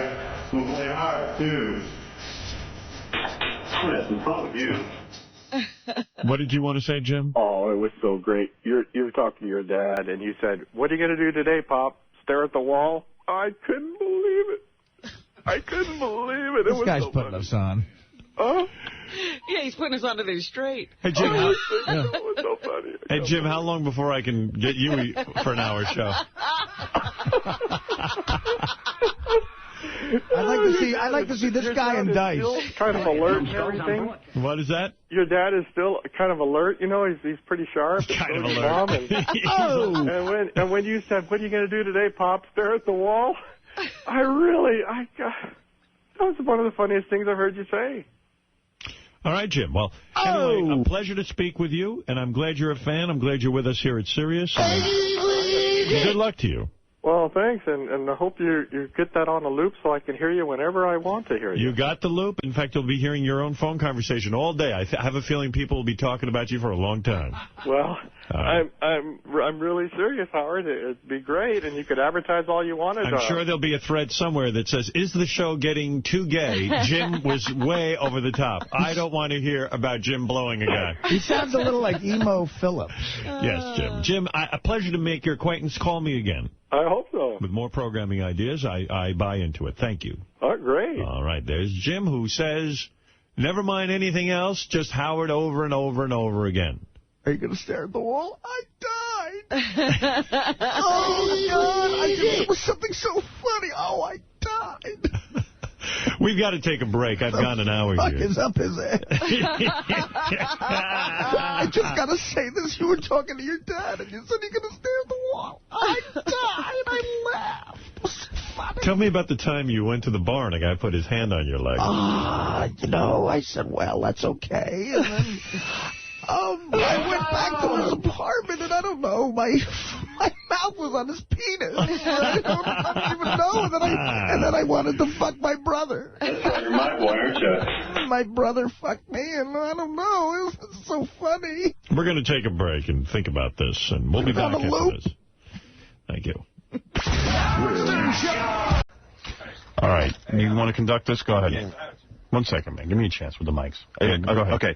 So check it out. So, check it out. Every guy likes a gay song. Yeah, I said that. Right? You did the setup. Oh, you did setup. Okay. But here's my example is I'm very comfortable in my whatever you call it, like sexuality. Yeah. Oh, come on. You can't be this retarded. No. I was looking for the word. Putting on being retarded now. I was looking. Dude, I was looking for a human being. I'm telling you, like, I'm comfortable and you sound like you got comfortable with the English language. Come on, speak right. I think you're trying to act like a frat boy retard. You're like the male Jessica Simpson. Now, take a deep breath and talk to me like a normal human being. I was looking for the right word, but it didn't come to me. All right, go ahead. So, or maybe you are that stupid. I apologize. Go ahead. Wait, like because you have a good vocabulary. I don't. I'm not. But that's the difference between smart and stupid. No, it isn't. I don't speak well. You have a good vocabulary. Really, you do. I'm not the best public speaker. I'd never claimed to be. All right. So look, everybody has a gay song, right? Right. My example is I like the song "Invisible" by Clay Aiken. And why did you tell us that? Because it's my example. That's how the game is played. So here, track 1. All right. We could have learned that example. You know what? But I'll be honest with you. I listen to that song. Really? I don't think it's a bad song. I don't think it's that bad. I don't even know what it is. I don't know if it's not a great song, and I don't like the The question is, do you own it? Do you listen to it? You play it? Or do you just like it when you hear it on the radio? What are we talking about here? I wouldn't buy it, but if I heard it on the radio, I'd listen to it. Well, what are we talking about with this gay song? Is this something you actually listen to all the time, and because you own it, you love it that much? I don't own, like my gay song, I don't own it. Right. But when I hear it, I really love it. Right. That's exactly it. I don't own my gay song. You see, you know what? I put the windows up and sing loud. I own my gay song. Oh. Oh, you own your... Oh, I already know yours. I bought it several times. Pink. See, no, that's really gay because I only downloaded it. You went out and you actually bought it. You made a trip. Here we go. Here's the first song. You listen to this all the time? No, not all the time, but I like this. I think it's okay. What, this is your gay song I'm about to play? Well, it's an example, but I got mine as a mixed in there, too. Okay. It's gay. If I was invisible. Come on, get it. Let's sing it.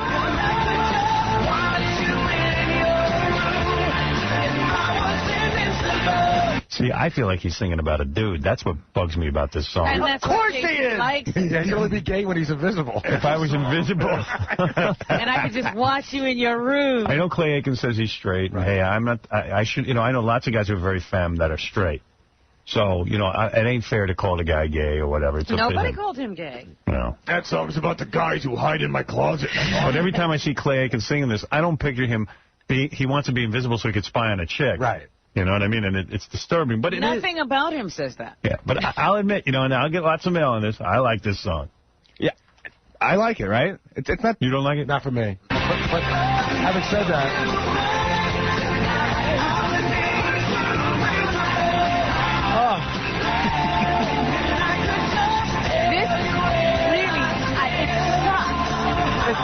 It does suck.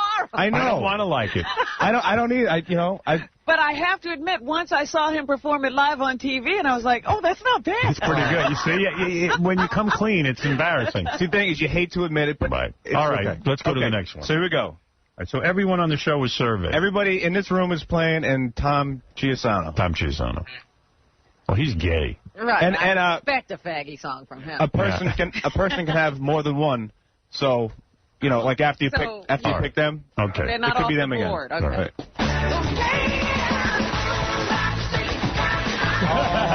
Hell is it? Hanson. No. Somebody here like Hanson? Yeah, I bet you it's Tom.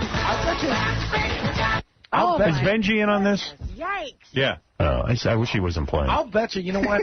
Fred loves a good pop song. Like a I well-written bet you pop that's song. a Fred song. I'll bet you that's Fred. It's not Fred. It's not? No, How it do you can't know? be. Because I'm guessing.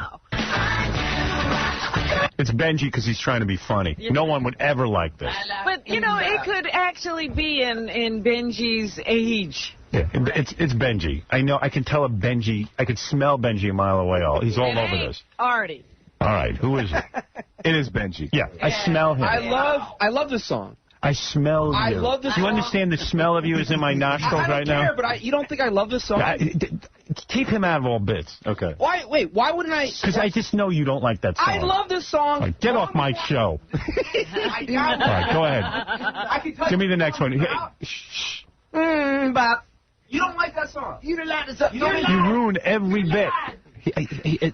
I smell him. All right. You smell him, too. All right. Unfortunately, you really smell him. What? Why are you always such a jerk to me? What? Why are you always such a jerk to me? Oh, I'm a jerk. How come I can smell you a mile away? Because he's wearing the same jersey. Because no one likes that song. Get out of here.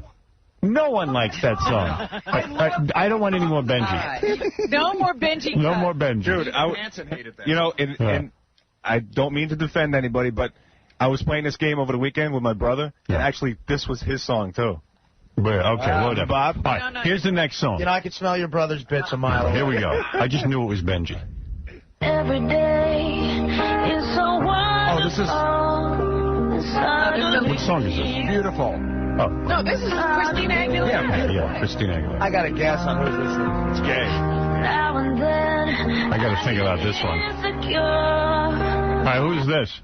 That's you. I think it's you. It's you. Yeah, it's me. You know what, though?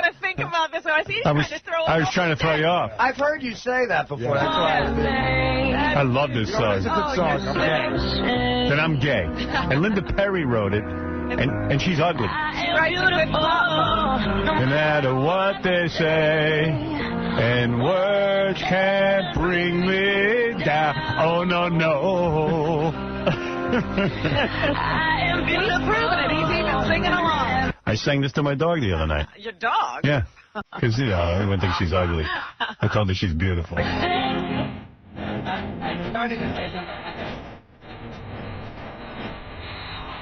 Look at me, loves it.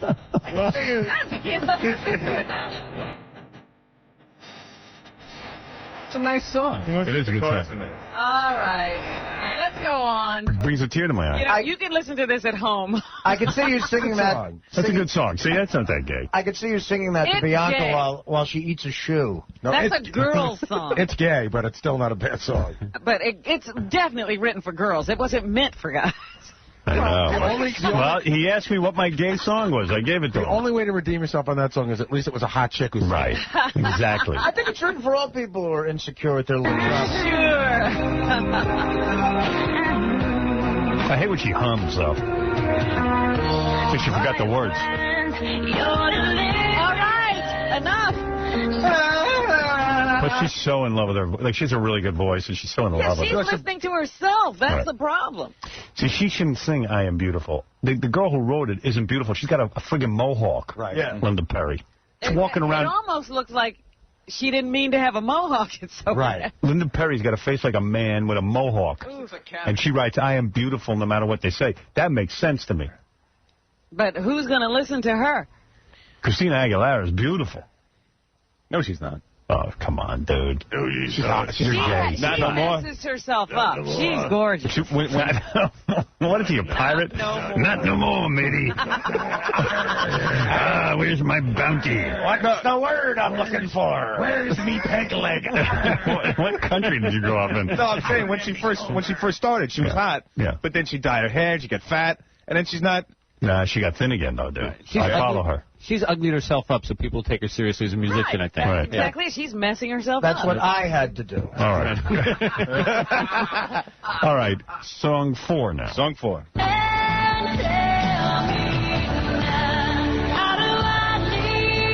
Tom Chisano. I'm gonna go Wait a minute. I'm going to go with Fred. I go with Tom. I'm going to go with Gary. Who is this?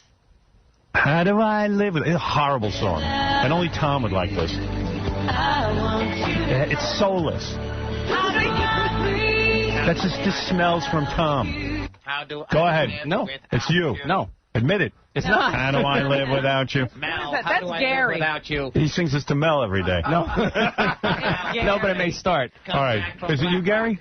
Fred and Robin are geniuses. That is my song. That's the gayest.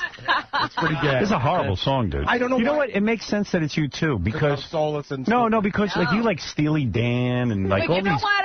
you know gay what? groups. Every time you say Steely Dan sucks, you make yourself sound foolish. Steely Dan, by the way, you know what the name of Steely Dan means? What? It's named after a vibrator. Don't say it. Don't say it. I have to call the lawyer. But you know why I knew it was Gary? Why? Because this is the song of a guy who would make a videotape to a girl.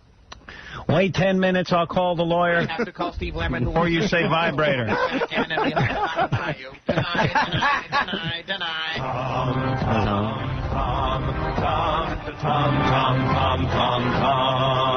Yo, Howard, he sings it in the car.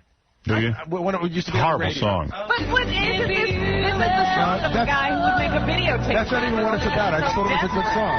It doesn't move me. It's okay. Did a truck driver ever catch you at a red light singing it? No. This is a song from that Nicolas Cage movie. Right. Which one? That doesn't mean it's not gay. Exactly. Hey, Bobby. I mean, that's exactly what you were feeling when you made the videotape. You're on the air.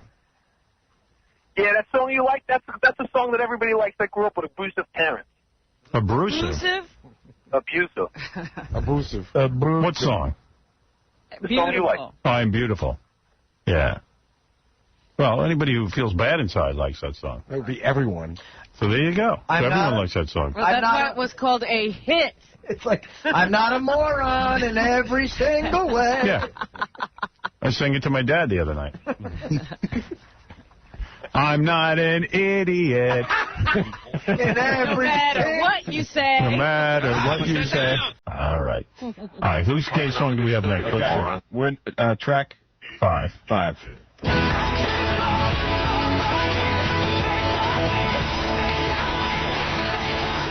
What is this?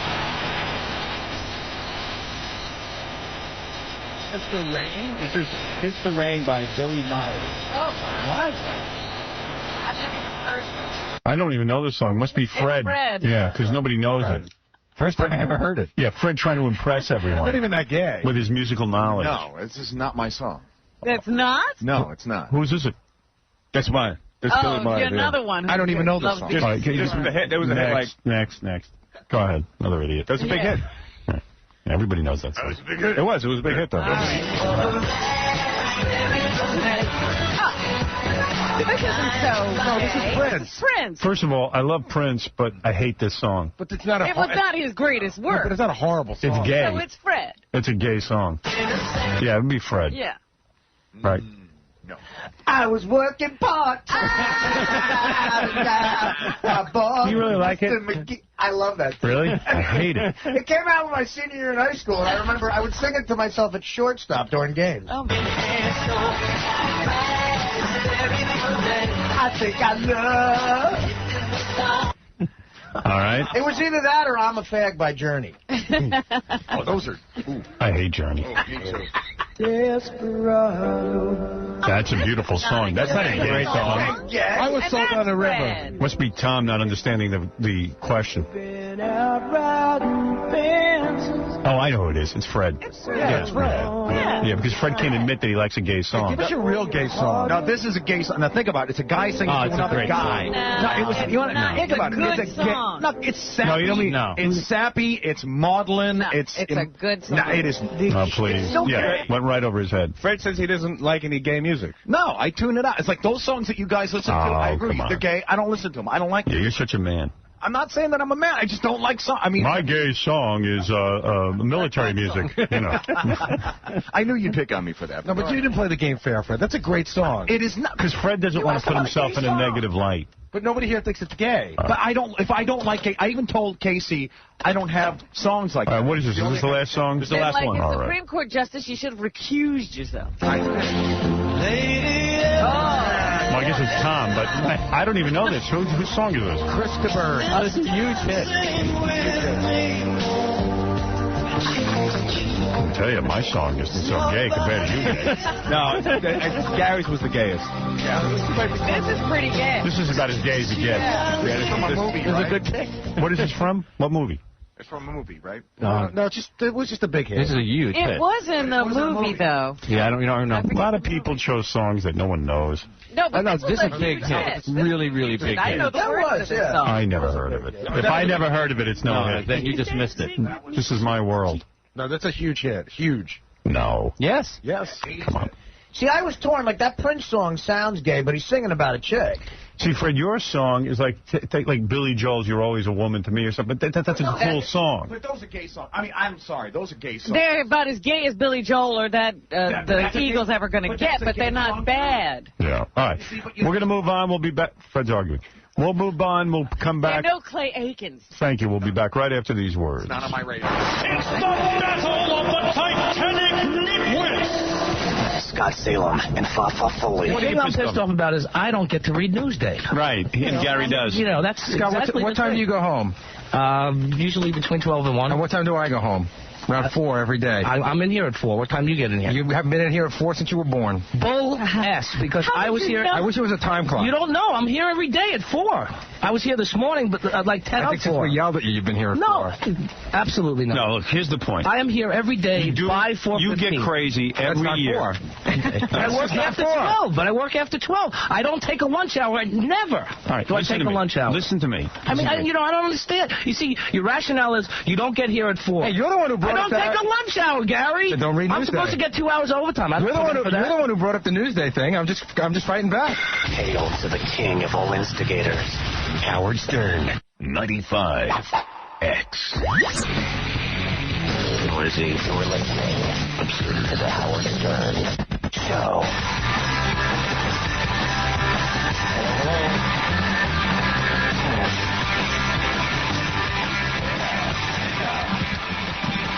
Yeah.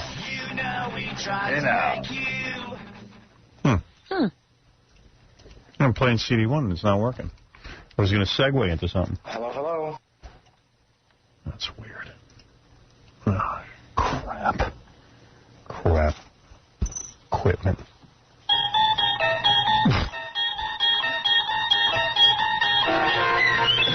Dad decides. No wonder it's Jay Leno. God's telling me not to play it. When my dad decides to make something, he always calls it a project. Fixing the car is a project. Cleaning the gutters is a project. I'm ready for my next project, he tells me one spring day. This means he has finished the winter car project, even though there's... Who's going to buy this? Jay Leno's a new book being... First of all, when you read to kids, why do you have to talk like a retard, number one? Number two, you don't have to talk down to them. Well, he doesn't have any kids around him. That's how he talks to the guests on his show. Oh, that's right. Him and Mavis can't have children. I mean, we don't really want to talk about it. I mean, we don't have any kids. I don't really want any. We don't do something. Lot left to do on it. The great thing about work with my dad is he loves taking things apart. He loves to... I think Where are the kids? They're in other people's houses. That's why he's yelling. Yeah, I think if he yells loud enough, it'll seem funnier. No, he must be talking to kids very far away. He just doesn't get around to putting them back together. This summer, we're going to have ourselves the greatest... I'll tell you something. If the FCC has their way with this country, and Congress, and the Senate, and the President, and the religious right, everyone's going to sound like this. That's right. People who know nothing about kids will be reading to them. My dad, everything was a project. When he went to fix the car, it was a project. Wow. Why would a kid want to be bored with this? What? How old are these kids? Barbecue ever, Dad announces. No more charcoal. No more lighter fluid. We're going to build a patio... Maybe he's yelling because he's angry with his dad. ...deck and get us a rotisserie. I smile. I have no idea what a rotisserie is, but Dad sure is excited. Come on, son. Grab Bruce. Let's go to the hardware Supermax store. The little hardware store in town was never good enough for the projects Dad wanted to do. No. Oh, my. Well, listen to what he's teaching the kids. Your dad's an idiot. Well, this is Jay trying to relate to the kids. You know, he wants to show that, you know, even he had problems. My dad was an idiot. Your dad's probably an idiot, too. What a sap. What a piece of crap. I gotta rush that book out. No, the little hardware store wasn't okay. Oh, he's such a dick. What a sellout. The poor children are mixed up in his angst. What a sellout. I don't have any problems with the FCC. We do a show. We have no problems. But, you know what? Every once in a while, I try to look edgy, so I'll steal something from Howard. Me and Ryan Seacrest, we do it all the time. We clean it up a little bit, and then we put it on. Yeah, maybe everyone will think I'm kind of hip or with it. Stupid ass. Ashamed of himself. Roast beef out the window. Have to throw him out a window. Stupid ass. Lame. The whole goddamn country's turning into a bunch of Jay Leno clones. Where was I? Okay, let me play you some tapes and then we'll get to the news. All right, this guy sent me this tape. I don't even know why. I guess he sent a tape to Oprah Winfrey's show. And he was like some gay dude who's like a big fan of the Oprah Winfrey show. Uh-huh. And I guess Oprah, of course, ignored his tape because it's just so silly. You know, she doesn't answer every letter and every tape. She doesn't personally contact everyone who writes her? Right. So now he hates Oprah, and he sent her a tape telling her he hates her. All right? Uh-huh. And I guess she ignored that, too. So he goes, Dear Howard, please take the time to listen to this tape I've sent you. In my opinion, concerning Oprah Winfrey... it's my opinion concerning Oprah Winfrey. It's about 10 minutes long. I stand strongly affirmed by my opinion. It took me a few years for me to see the light.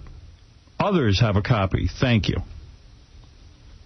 All right. So here's his tape. He's mad at Oprah Winfrey. He sent this to her.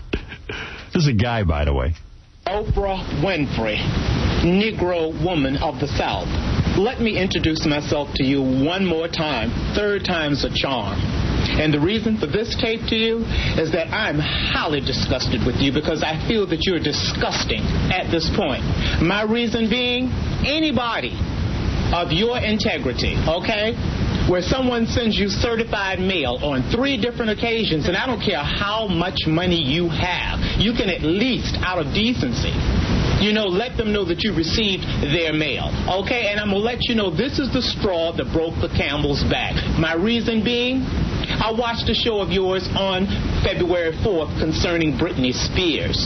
My reason for this, you came out with a young woman, okay, coming out in the audience, where you read a letter where she wanted you to make a dream for her come true because she wanted... Imagine, what does he think Oprah's going to do with this? Well, he obviously has a dream he wants Oprah to fulfill. Yeah, he has a dream. And he saw her do it for somebody else. Why not him? I think with Oprah, everyone's like, I don't care how much money you have. That means they care how much money you have. Right. They're pissed at how much money she has. Right. And, his whole thing is Oprah should get up in the morning and answer his mail because he sent her 35 letters. To meet Britney Spears. Yes, I sent you certified mail, okay, twice. You never answered back, but that lets me know just what type of woman you are, because to me, I'm going to keep it real as you listen to this, because to me, you're Oprah Winfrey, Negro woman from the South, and I don't want you to ever forget who you are because of the fact that you're a woman from the South, born and bred. Oy vey. What's that got to do with anything? Negro woman of the South. I sent you certified mail. That's certified. Right. Exactly. Even all that money can't make you white. Is that what he's... Isn't the world scary?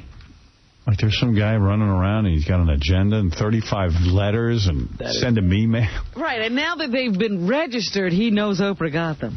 Don't ever forget of you eating what? Grits, oatmeal? Okay, let's keep it real because I'm keeping it real. And at this point in my time, I'm going to tell you this.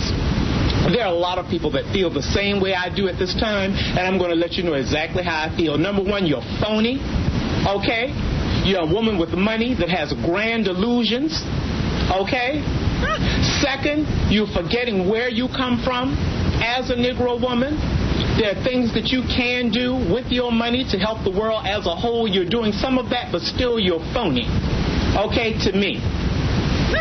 Whether you listen to this tape or not, I'm listening, don't worry. Oh, that's so funny. Oprah doesn't need to listen. Howard will listen. Right. I'll listen to this guy all day. Well, now that it's on this show, she'll probably hear it. Really don't care because there will be other people, 4 more other people. You think he's naked talking into the tape recorder or what?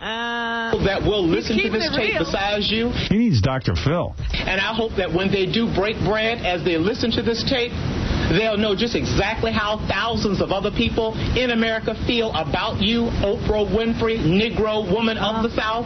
Negro. Sheesh, is that her full name? Negro woman of the South. Negro woman of the South. That has some sort of meaning to him. Yeah, to him it means something very significant. Okay, with your money, but let me tell you this, phony woman. You can't take it with you, that's for sure. And my reason for saying this to you, my wisdom comes from me from a high power, and that high power is the Most High God. He's given me the time and the energy to put this together because of the fact, like I said, on 2 different occasions, certified mail, and just like I said, I don't care how high in life you get. Someone takes the time to send you certified mail, you can at least take the opportunity to let them know that you received the mail, or just a thank you card, but no, you don't do that. But you have all of these issues that you deal with on your talk show where you deal basically with ratings, Yes, anything to do with the rating, that's what you deal with, okay? So I hope at this point, madam, with your next show, what are you dealing with?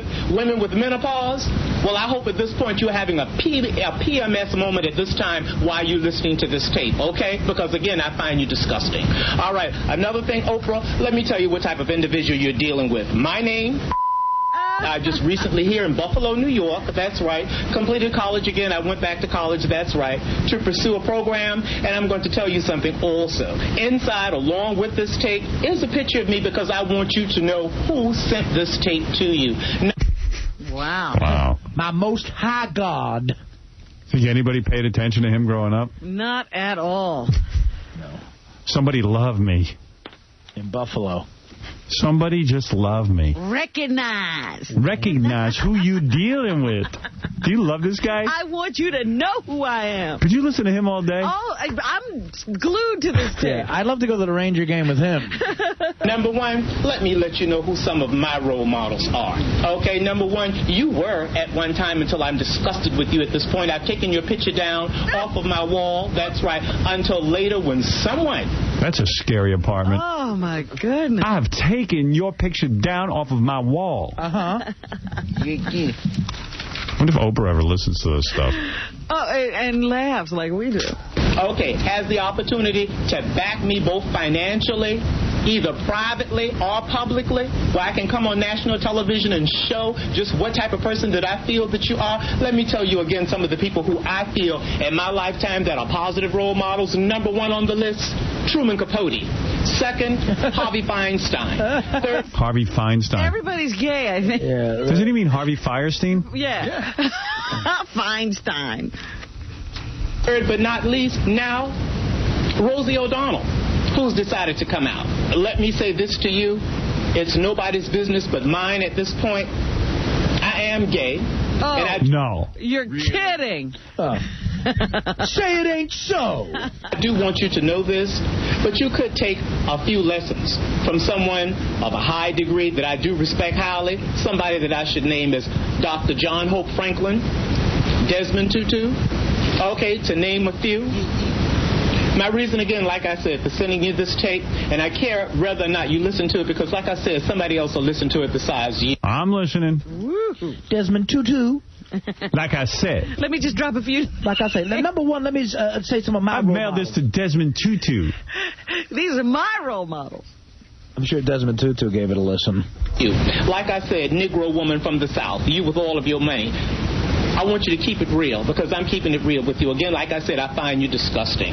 Number one, Oprah, you with all of your money, you can't take it with you. You know, there are things and issues. Artie, this is how you should have yelled at the whore. Oh, my Ripped God. you. Can you imagine? She would have given the money back. Number one, $500 is not acceptable. That you can deal with. And the reason why I'm disgusted with you, on both occasions when I sent you certified mail, okay, I sent you topics that you can deal with on an educational basis as far as to help the public. But no, you sent me no answer back. But no, you can deal with something, you know, issues to deal basically with your ratings and for you getting money. But honey, let me tell you something with your grand illusions that you're having as a Negro woman.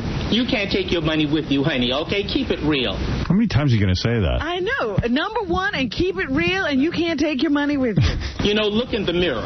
You know, you're 40-something years old. Nobody really loves you. You know, you live in this grand illusion life. Nobody really loves you. He knows. And if you get him into your life, you still won't have anybody love you. You ought to look in the mirror and keep it real. I find you highly disgusting at this point. You know, and that was the straw that broke the camel's back when I saw you with the young woman on television the other day. And, oh, she wrote you a letter. But yet and still, you see what I'm saying? I sent you 2 certified letters, and now this is the 3rd. I care whether or not you answer me back because of the fact that I'm making my point clear. Because I find you at this point in my life highly disgusting as that which you are, and I'm keeping it real, Oprah Winfrey, Negro woman from the South. Yeah. And again, as I said, Oprah, you're 40-something. What does your birth certificate really read? Does it say Oprah Winfrey, Negro woman on your birth certificate, or does it say Oprah Winfrey, colored woman? You know, this is the month of February, and I hope every year from February 2002 on that this will be a year that will go down in history for you, because I want you to always remember this tape. Because whether or not you're listening to it or whoever signs for the certified mail, because like I said again, anybody of your integrity or your status that receives certified mail, you can at least have the decency to send a thank you card back, you know, letting them know that you got it, or just say any information. But no, anything, you know, just simple-minded for you to get ratings, yeah, you'll put those type people on television. You see what I'm saying? And that's the part of me right now at my moment in life that I find you highly disgusting. Highly disgusting. Highly disgusting. Yeah. I love this guy. Number one, you're highly disgusting at this point in time. Imagine the arguing that goes on in this guy's life. Oh, my God. Because he's insulted that he hasn't gotten a letter back from Oprah Winfrey. He must be at odds with people all day. Certified mail. At this time. You were highly disgusting with the certified mail, number one, at this time. Let me tell you about a few of my role models. Here's the key phrases. You're disgusting at this time. You're highly disgusting. Keeping it real. Negro woman from the South. Number one. And you can't take it with you. But he says number one. He never gets to a number 2. Everything's number 1. I like another phrase he likes is certified male. Yes.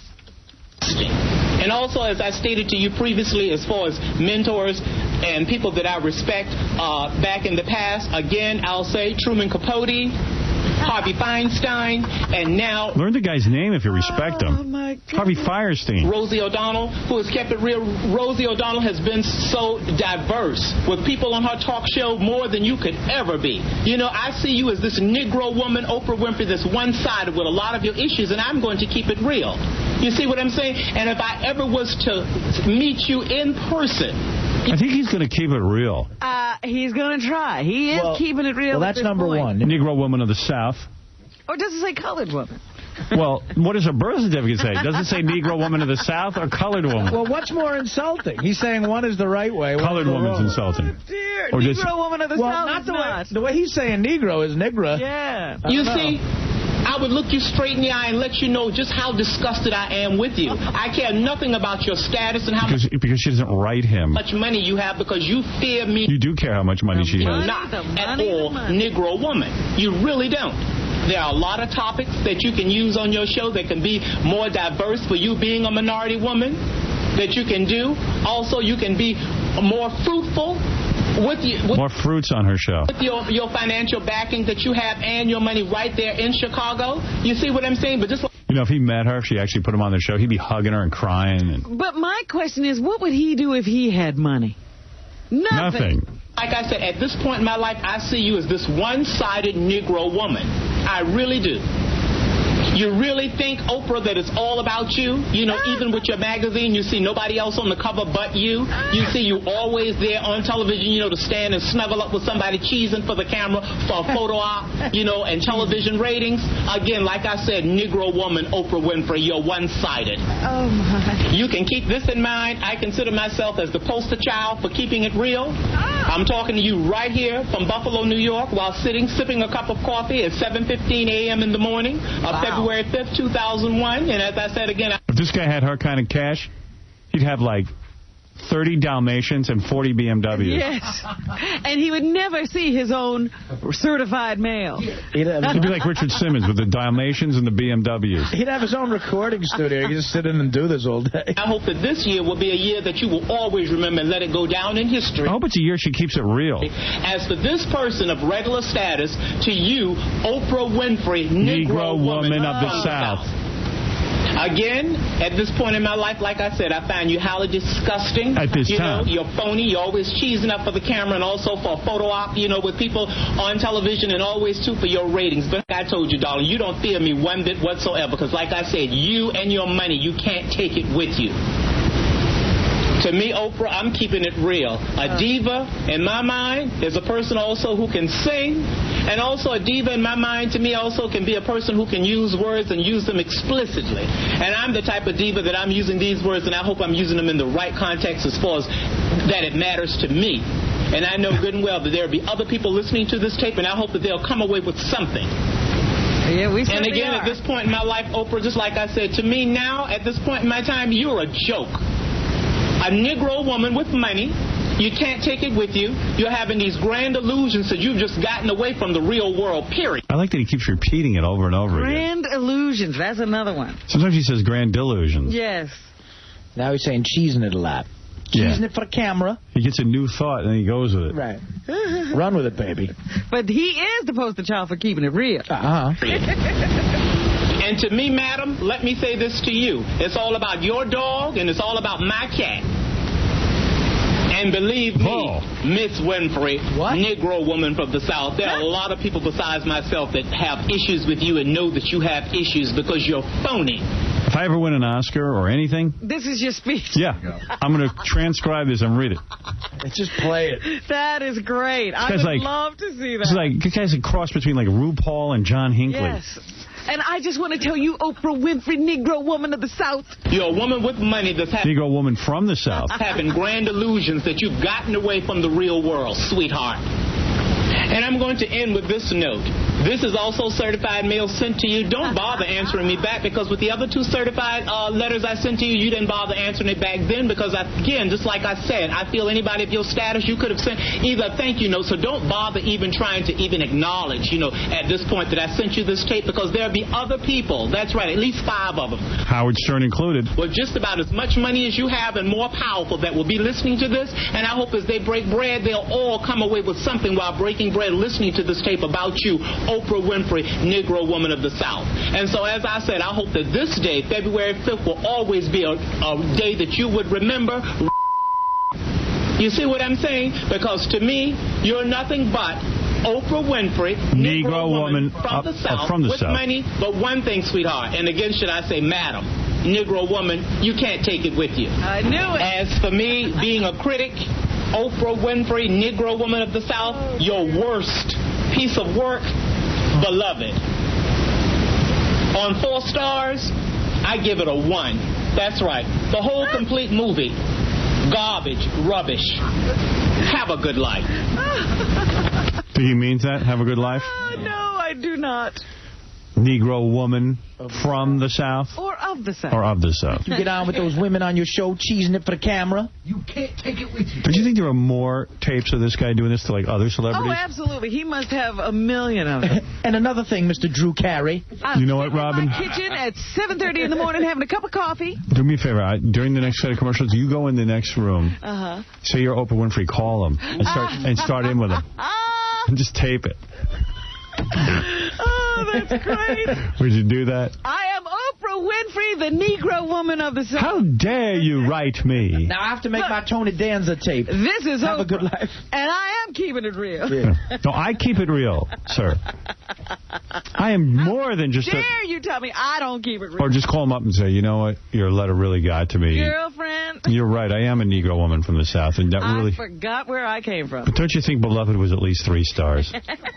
And I know I haven't been keeping it real. And Beloved was not my worst. I'm sorry I haven't kept it real, in your opinion.